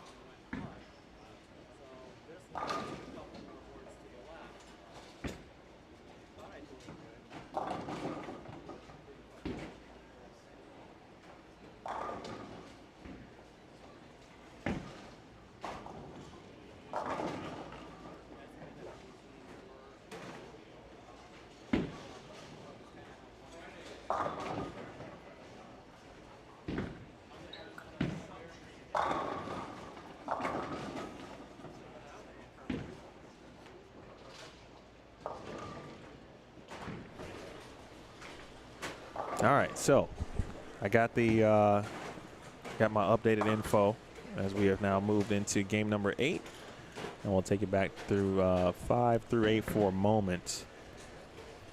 Especially now, we'll have Mike Hardesty and John Richards here, and we can see John Verbal. So there's some business that's picked up, as we like to say. Well, I should say, as Jim Ross effectively said multiple times over in his wonderful career. And we will have one more additional guest here at the end of our squad this morning or this afternoon. Welcome in the head coach of the Grand Canyon University bowling squad. We were talking about one of your alums earlier. He's bowling. Oh, yeah, Or Mikey. one of them is. There could be more that I don't know, having said that. But Ben Canfield, also the 2024 National Collegiate Bowling Coaches Association Men's Coach of the Year. That's right. When I say that, does it still seem unreal? Like, I think so, yeah. It's crazy to be like on that list, and you know, I'm just still really grateful to be honored in that way by a bunch of other great coaches that vote. So you've earned it, man. yeah, it's been a fun journey. But yeah, Mikey was one of my early guys. He's just a local kid, I think from the Peoria area. Arizona? Peoria? Mhm. Oh, okay. Yeah. When Illinois. you said Peoria, I'm like, Peoria, Illinois. Yeah, and fun fact about Mikey is he used to bowl off the wrong foot. Oh, wow. And he actually has a perfect game bowling off the wrong foot. How about that? Which I didn't, when he came to GCU, he bowled on like our developmental team for a year. He was already planting with the correct foot, so I didn't fix that, but he's a good kid. But tough squad out there. Oh, it's tough today, Ben. It's a 43-foot pattern, very flat, 25 mils. You know, from the start, it looked like there would be a lot of score on the fresh, which for the most part, honestly, there was. And then all of a sudden, you start seeing lots of equipment going down. Of course, urethane. We had someone throwing plastic primarily today. Oh, good on the right side? For a good portion, yeah. So, I mean, you know, those things do obviously will affect how the lanes transition. And then just the simple portion of, man, what am I doing? Like, how do I get to the 1-3 today? And that in and of itself, of course, has been difficult. So, you know, for somebody like Mike Hardesty, who we'll see in the lanes, I'm sorry, once the standings are updated here, he should have moved back into the top 7. And we'll know that here in a moment. But he finished well, and then he had 2 people in the number, specifically John Verbal. John shot 124, unfortunately. And then Joshua Williams, who was at plus 11, he shot 165. Yeah, and I think Kevin Jenkins also had a oh boy, less than good game too. Okay, so it's trouble for the 7th spot. Yeah. John Richards was 6th, or 5th, excuse me, at plus 28. He's been pretty solid overall. If you're looking then, you know, on the scoreboards, this is not a cumulative total at the end of their tallies there, so don't look at that. Mike's right there. Do we have John Richards on camera? John Richards is on 7 and 8. Okay. So Hardesty and Richards will, and Josh Williams is on 3 and 4 too. So we've got 3 players who will have significant impact. KJ is down on 1 and 2 again, so we can still see him. And then the high end of the, well, I shouldn't say that. at one point the high end was going the fastest, just the way the pace goes, right? Yeah. Well, we had 13 and 14, I think, might be done, or no, 11 and 12 looks to be done. Or am I just making stuff up? Are people like, oh, everybody's back on pace somehow? Yeah, I think Haugen's going to 11 and 12. Oh, okay, so everyone's back on pace. I was thinking like they were done because that's how fast that area of the bowling center was going at one point. Yeah, when I walked in around game 4, and they were way ahead of pace. What have your eyes kind of been telling you since you've been just watching from back here today? I'd say straight angles through the front if you can. It looks like the flatness of the pattern. I think somebody told me it's like 1.5 to 1. It is specifically it's 1.7 Okay. on the right, 1.85 on the left. Got it. Yeah, so I thought that it was much higher volume than what it is, and generally when you see that, it just means that it's flat in the part of the lane where everybody's trying to play. And so the reason why Haugen's going to lead this squad by probably 100, he just shot, I think, another 240, you know, is because that's what he's good at, keeping his angles tight. He told me he went down to a really weak ball so that he didn't have to get in and circle it. And even though he has one of the lowest rev rates in the field, like, you can still learn something from that if you're a high rev player. And so if I was bowling, you know, I would try to keep my angles square. I've only bowled a couple of tournaments here. But At Lakeview? At Lakeview, Okay. yeah. And it's always been tough, you know, on any sport pattern that I've competed here. So, and it just, when you bowl a tournament like this, right, and we tell our college kids this a lot, like, it's hard to shoot 200. And so you got to go into it with the right mindset of, all right, how can I get a double?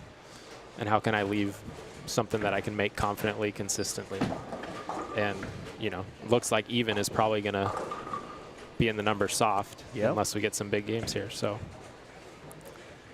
that is the way this thing has turned out. I had Carl Long giving you one that last look as Ben was talking about the lane condition.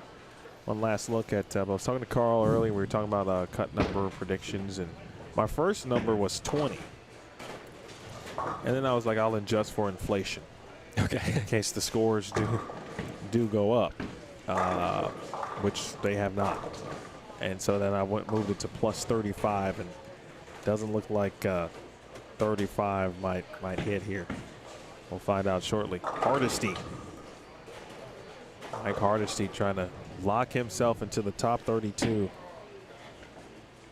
Yeah, he bowled a great game 7. 35 might get you a bye at this point. Speaking of that, I'm glad you said that. So I did get the info from Theo. So it is per squad. So that the reward, of course, for bowling well in your squad is the opportunity to receive a 1-round or 2-round bye. If you lead, or if you're in the first 2 players in your squad. So if you finish 1-2, you will get a 2-round bye. If you finish 3 or 4 in your squad, 3rd or 4th, you will get a 1-round bye. And then 5 through 7 in your squad, you will bowl First round of match play, and you'll be seated somewhere between 17 and 32nd. Yeah, double bye will be real nice. Yeah, from my memory, after doing it now for a couple of years, if you get a double bye, you don't bowl until 1 p.m. Ooh. So Sleep in. whether you like sleeping in or not, like, it just depends, I guess, on the person. But I don't know anyone who would generally turn down the old double bye. Yeah, compared to the people that are going to make it off the Desperado. That's it's a big advantage. Yeah, because those folks will, like, even if you bowled this, whoever bowls 6 p.m., right, there's going to be a double bye given or earned, 2 of them. And those folks will be able to walk out of here, or they might even stay and watch the Desperado, but they don't got to be here at 8. Yeah. They get to bowl at 1. Nice spare from Josh Anthony. Yeah. Josh bowls a lot of stuff around here. I see his name. I don't bowl a lot myself anymore, but I still keep tabs on all the results and, you know, watch my bowlers as they pop in. You know. So a lot of these names are really familiar to me from that perspective. Will you have any more of your players potentially that might bowl this weekend? Do you know? I don't think so. Okay. Most of them are out of state. That's fair.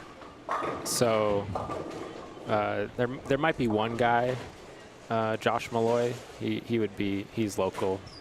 He just graduated, but I'm not 100% sure. It's a steep, you know, it's a big investment for a college kid to make. So Indeed, it is. but they're more than capable of coming out here and competing. Okay, I would second that motion.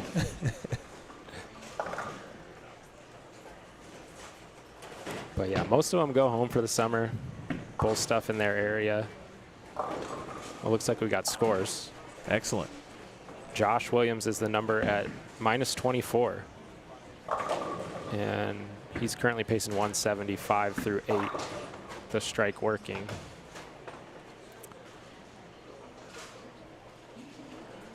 Kevin Jenkins is pacing 2-0. And he's about 20 pins back of the number. So there's room for somebody to pop off a big game here. There's been a couple of nice descriptions. Robbie had one about this pattern, and you know why shots and why every shot matters, why every pin matters when they are this hard. And B Chill just basically said something very similar in regards to being able to repeat shots, being consistent so you can make proper moves. I mean, it's so critical from that vantage point because you need to know what's happening. To 100%. be able to be properly informed on what to do. And when you get on patterns like this, the second something goes wrong, your swing gets tight, like instantly.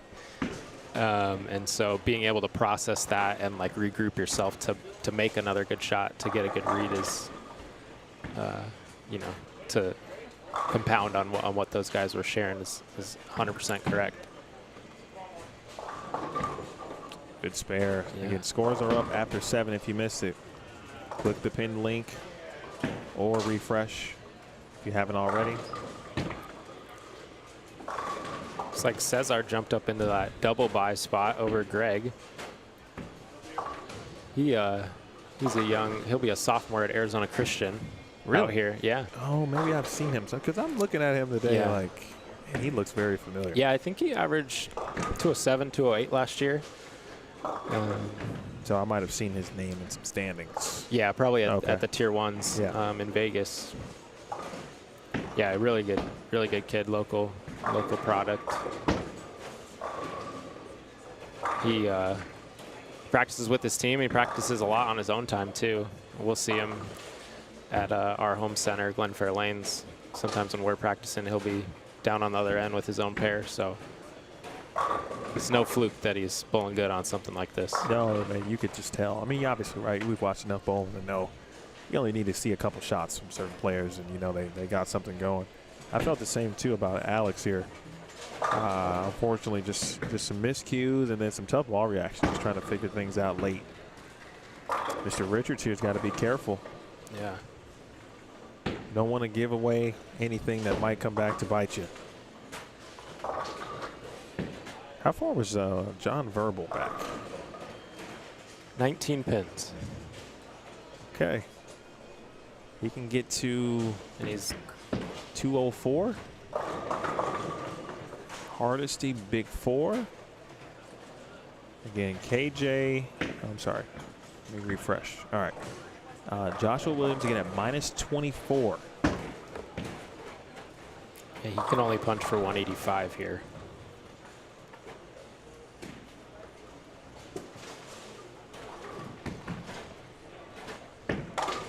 go to 3 and 4 here quickly.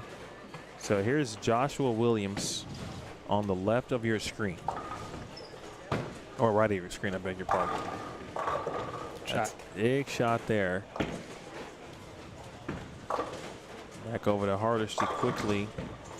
So Mike in a 2-0 scenario, simply by filling or marking in the 10th, he'll be in the 2-0s, which would put him at, well, if we give him 205, that puts him at -6.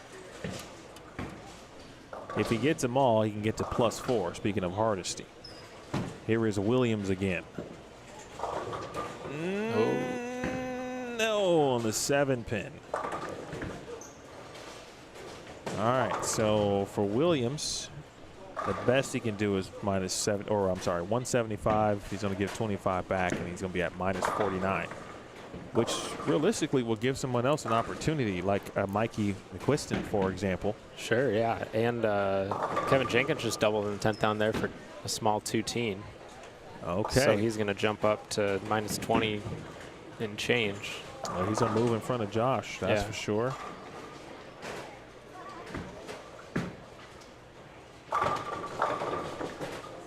KJ finishes with 214.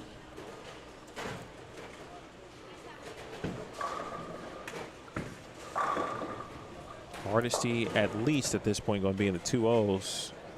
John Verbal can only shoot 193, so that would put him at -50 if he were to do so. Then you're looking at Mark Missoula potentially. And Mark is down there on 13 and 14. They are in the what looks to be the 6th frame. So this group went from being, and I'm saying group from like 1 through 8, being kind of the last to be done with each respective game, now to being first is, you know, the pairs going left to right. If you meet up with one another and the pace kind of gets back on track here. Hardesty to get into the 2 teens. Oh, jeez. Good Lord. Wow. You never know. You never know. But that puts him still, or keeps him in the negative territory. So you can only get to 204. He's going to be at best at -7. Speaking of Mike Hardesty, but that's looking good at the moment. Yeah, I agree. It's looking really good, actually. Speaking of looking good, John Richards. He was at +40. And he is going to, he just left the split, of course, but give him one there, that's 199. And he's going to be at +39, which is great.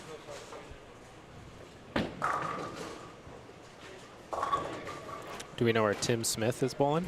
Tim Smith is currently on what looks to be 11 and 12. He's either 11 and 12 or 13 and 14. Looks like 11 is 13 and 14. Okay. He's on a pair with Corrine Acup down there. So we'll go to 9 through 12 in a moment here, full screen, and we'll be able to kind of catch what's happening to the right over there on 13 and 14. All right, so I'm sorry, Mike Hardesty finished at 205, I beg your pardon. So Jenkins got to -33. Yeah, that's kind of our soft number right now that they're chasing. Did you see his final? It was 214 or 215, I believe. All right, yeah, so -33, potential of 214. Let's go down to 9 through 12, full screen. And then you'll be able to see to the right. That was actually Tim Smith there, and he just split. Tim Smith split on, he wasn't working on a double, it looks like. Looks like an open in the 6th for 102. Cesar Padilla. Mikey McQuiston, he's not out of it. I said earlier, he was in the middle of the lane somehow. I mean, he shot 240 on 5 and 6, and he was, at the time, certainly one of the only players that was that far left who kind of had any kind of success. He still had an opportunity late.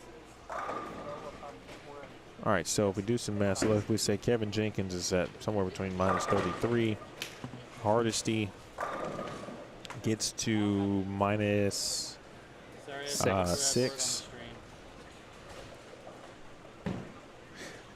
No one knew until you said it. Oh, I wrote Kevin Jenkins down right there, 214. With that open, Mikey has to throw the back 6 for 201, which would tie Kevin Jenkins. So he needs them all. I think Mark Mazzulla is down there with open, then 4-bagger. Yeah, he's on 13 and 14 as well. He is definitely still alive. So Halligan making sure that he's going to be fine for the double bye. Yes. A little perturbed just about that shot. I've been fortunate to bowl with Haugen since my time at ASU, and he always lets you know how he's feeling.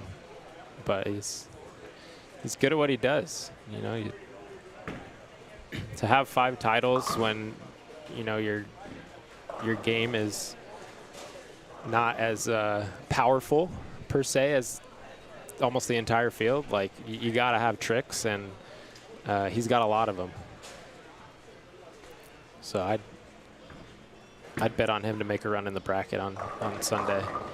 I feel like he's had some relatively good success the first couple of years.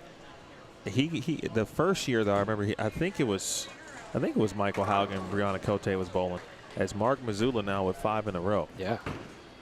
I think he bowled Cote, and Bree ended up doubling in the 10th. Maybe she needed all of them, but she needed a double at least to win the match. And that was in like the round of, we'll call it 16-ish. It was late in the tournament. If you're hanging out, folks, or maybe just popping in for the first time, this is the final game of A squad here. It's the only squad of the day at this tournament. There will be a Pro-Am tonight. I will not be here to cover that because I will be here all day tomorrow for you for B squad, C squad, and D squad, and the Desperado. So this was, as we said earlier, this was the appetizer for the tournament weekend. It's like, was that longer hours than you spend for the college tier ones, or pretty even? That's a really good question. I don't know, because the holiday ones. Yeah. Those are the South Point ones, or what I'm referring to. Those are tough. Yeah, I bowled the Open Championships about last weekend, and we bowled 9:30 p.m. team squad and 7 a.m. doubles and singles. And I told my wife, I'm like, man, this is how I feel every December, leaving from coaching the girls at 1 a.m. and then telling my guys, hey, let's meet down at the bowl at 6:30 to get ready. So I was prepared in some ways, I guess. But anyways, we're here to talk about what's going on in front of us. Well, GT2, I think he shot 2 something. So yeah, I think for GT, it was obviously, as you mentioned earlier with Cesar, whether or not he was going to, which one of those players is going to get a 2-round bye, along with Michael Haugen. Yeah, Cesar had 14 pins on him. Oh, young Michael. Yeah, I mean, he's throw every shot. 201 is within reach. What did we say that would? Yeah, with time. That would time with KJ. But I think Mark just struck again. Open, 6-bagger. Yeah, so basically Haugen's in, D is in, Thompson is in, Richards is in. Tim Smith is a question mark. He can punch for 179 here in the 10th. Yeah, that's questionable. But if say you you give him a 20, Phil. I was gonna say, if he does that, so if he fills, that's 169. Yeah. That's 30. He'd still be in. Yeah, he's still ahead of Mike Hardesty. Right of your screen there, Tim Smith. Oh, he just dodged one there. That was almost a 210, it looked like. Yeah, maybe a 2-4. Yeah, I was going to say maybe a 2-4-10 there based on the score. He's got 147 now in the 9th. Spare gets him to spare strike for 167. Yeah, Corrine bowling a nice game to finish her day. I know she's a little bit down the standings, but she's probably going to re-enter. Hopefully learn something from it. Oh, Cesar with the split.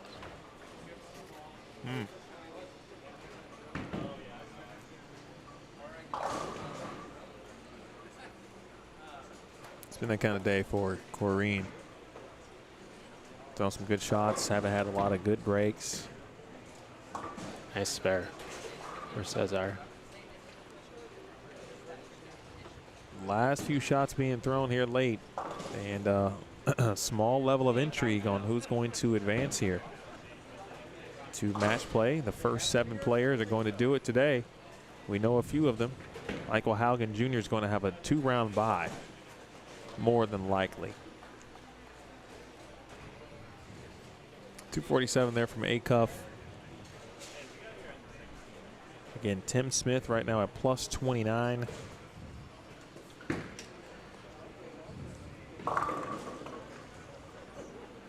I think a 9 count here keeps him ahead of Hardesty. 8? Definitely not 9. It was indeed 8. That's at 165 for Smith. We got Missoula coming up here, big shot. So Tim Smith at -6. So he and Hardesty are tied. Right? Yeah. Sound right? Oh. Oh, triple and 4. What a game. Missoula has run this thing down. Yeah, I think that's gonna get him in there. Mikey, good shot. That's 237 off the sheet, correct? Correct. So that would move Missoula to +3. If he doesn't strike here, that puts him in the teens, the negative teens, and he would be behind Hardesty and Smith, though. Again, 7 make it. Oh. 9 pin. That is a 9 pin, so that should be, I think it might have registered or tallied 8 there. Yeah. So 226 with a spare. Theo is there to change that score too. So that would be 226. That would be -10. All right, so Missoula at -10 after shooting 226. That's a really nice finish from him. So Haugen, Padilla, Thompson, Richards, Tim Smith at -6, Hardesty at -6, and I believe it should be Mr. Missoula. Yeah, and Cesar gave us a little emotion there on that shot, so I would assume that means he locked up the double bye. Looks like he's gonna shoot 210, 220. He's a pretty quiet young man, so a little slap out from him usually means a lot. Thanks for hanging out there, Be Chill. Appreciate you tuning in. Hopefully, please hit that thumbs up on your way out. Subscribe. We've got everything rolling tomorrow. Again, we'll be here all day. B Squad, C Squad, D Squad. I'll give you the times in Eastern. 10 a.m. Eastern, 3:30 p.m. Eastern, 9 p.m. Eastern, 7 a.m. local, 12:30 p.m. local, 6 p.m. local.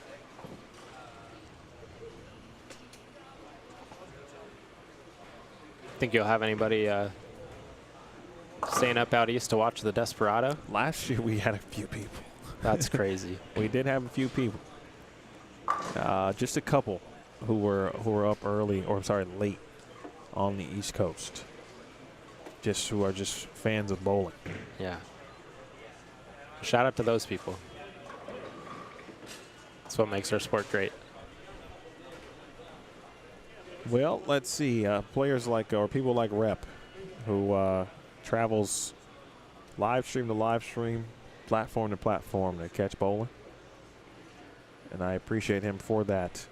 And everybody else who tuned in today. This was a good warm-up for what to expect tomorrow. And honestly, folks, that 7 a.m. squad will be lit. 12:30 p.m. will be lit. And I think 6 p.m. will also be lit. But I know based on experience, the 7 a.m. and the 12:30 seems to have, from a talent perspective, the most or the highest amounts of talent. When we talk about high-level, amateur, professional, etc., past champions, all of that stuff. One player I don't know if he's bowling, that is the defending champion, Jacob Buttriff. He's there in the back. Is he here? Yeah. Well, there you go. So maybe I would assume he's bowling the Pro-Am tonight. Well, there you go. There he is right there. Yeah. With his Diamondback saddle. Well, there you have it. The champ is here. Hey, John, yes, there was just one squad today. So I'm going to hang out and await the final number to be called. We got Ben Canfield, who was hanging out the last game with me. But, yeah, that's going to that'll do it. Theo will make the announcements on who the top 8 will be.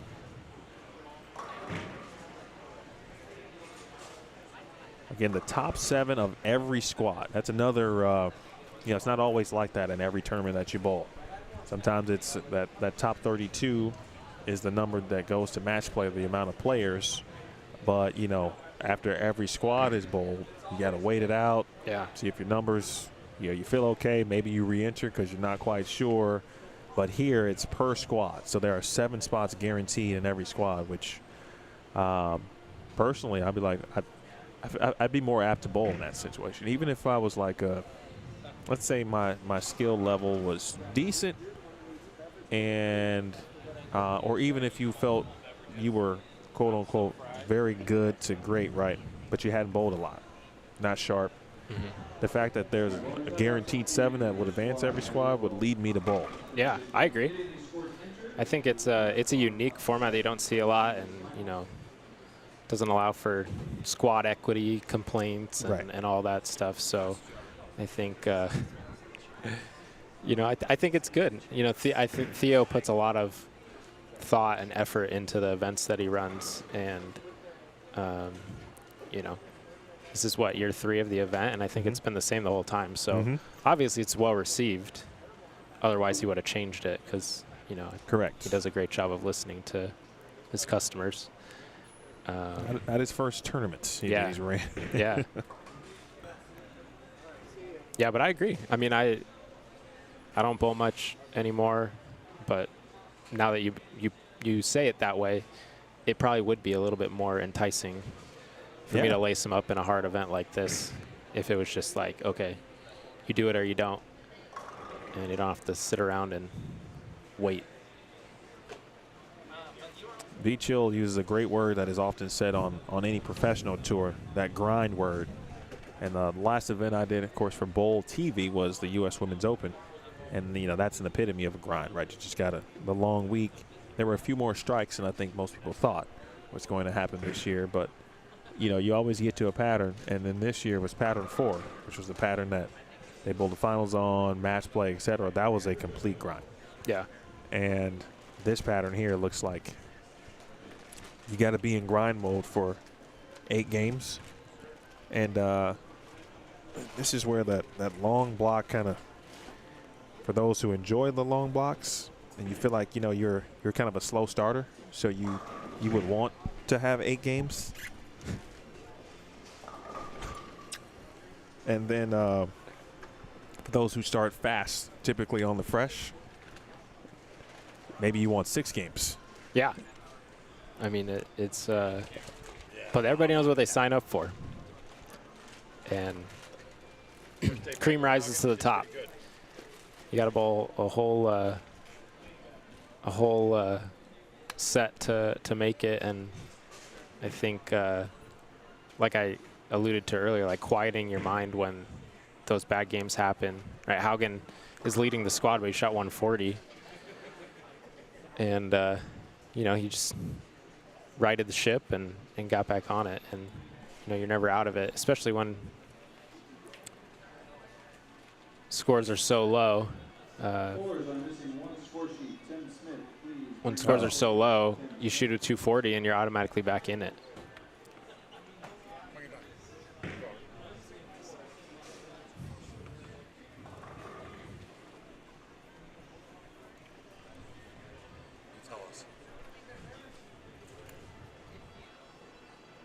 Theo just said Tim Smith. We need Tim Smith's score sheet. And Tim is very important to this. Yeah. Because he is tied with Mike Hardesty. So that's just the extra triple check one has to do. Yeah. Let's count. So we still think -10. Yeah, let's count them again. So Haugen is in for sure. And he probably gets a 2-round bye. And we believe that Cesar, he needed to stay basically 14 pins in front of Craig Thompson Jr. to keep that. So I didn't see what GT shot, but he's in. GT is in, and then Richards is in. That's the top 4. And then you got Tim Smith at -6, which would be 5th, and he was 5th coming into this. And then Mike Hardesty, -6, so they would be tied for 5th in that scenario. And then Mr. Missoula would hold down that final spot at -10, and that would be 7th, unless there's somebody we missed. Here we go. Leader on the A squad at +162, Michael Haugen. Your second qualifier at +91, Greg Thompson. Michael and Greg. Oh, GT got there. Oh, wow. +91. Your third qualifier +90. Oh. 1 pin. Because we should have paid more attention to that fill ball. That fill shot. John Richards. Ian Richards will both hit 1 bye on Sunday. Your fifth qualifier, we had a tie at -6 with Mike Hardesty and Tim Smith. And your seventh and final qualifier at -10, Mark Missoula. Mark running down. What do you threw, like the back 7? Open 7-bagger. And 9 spare. Back 7 to get him in. Yeah. The game before that, he had a big string as well. Yeah, he shot his last 2, 225, 226. His last 2 games to get him in. Well, there you have it, folks. Mark officially is the number. So let's let me change that real quick. Again, officially the number. -10. Will that be the number in the morning? I don't think so, but we don't know. Yeah. That squad is there's going to be some players on it. The Cotes of the world, the Matt Joneses of the world. Assume it'll be bigger too, right? That's a great question. I don't know. One would assume that, yes. Yeah. Michael Fitzgerald's also bowling in the morning, so it is it's going to be fun to watch, certainly, and seems like a good opportunity for us to exit because we had some connectivity troubles today, so I'm going to keep an eye on that tomorrow. Again, -10 though is your number. -10 is your number for a squad.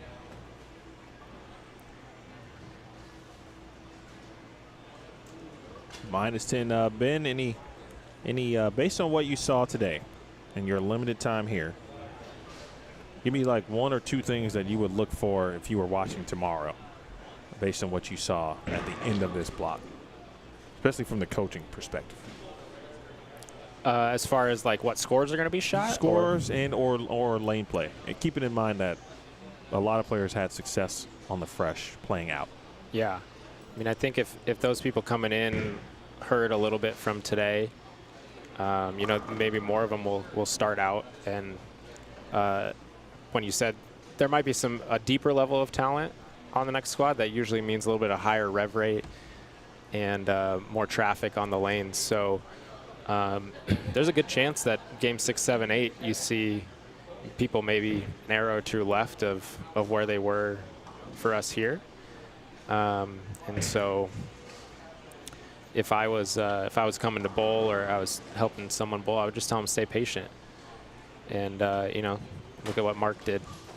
you know, there's some strikes there if you can get the right ball in your hand and get in the right part of the lane. So I would guess that the first squad in the morning is going to have a plus cut. I would agree. Yeah. I don't see it being that, but you know, crazy things do happen. But Mikey Fitzgerald, Mr. Fitzgerald last year led the A squad plus 201. In fact, I think he had the highest qualifying total of anybody. Will that happen tomorrow? There's only one way to know, and that is to watch here on Bowl Stream TV. I want to thank all of our guests today. Leah Zweig joined me for a couple of games. Then Carl Long of the Agent Ong Open joined me. And then, of course, Ben Canfield, head coach at Grand Canyon University, to close us out. Big thanks to Theo Duthay and, of course, Complete Bowling Events.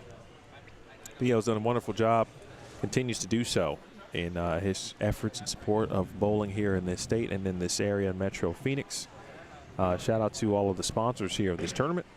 Bro Dogs, also a Theo specialty, by the way. Get yourself a hot dog. The only way to do that is to visit Bro Dogs. Thank you to Bro Dogs. Thank you to Apparel EFX. Thank you to Chuck's Painting, Brunswick Ramsey Auto Center, and, of course, John Verbal with the TAD True Amateur Tournaments, Desert Southwest events, and Brunswick, along with Ramsey Auto Center. That is going to do it for us here today. Again, join us again tomorrow. We will be here. I'll be here bright and early.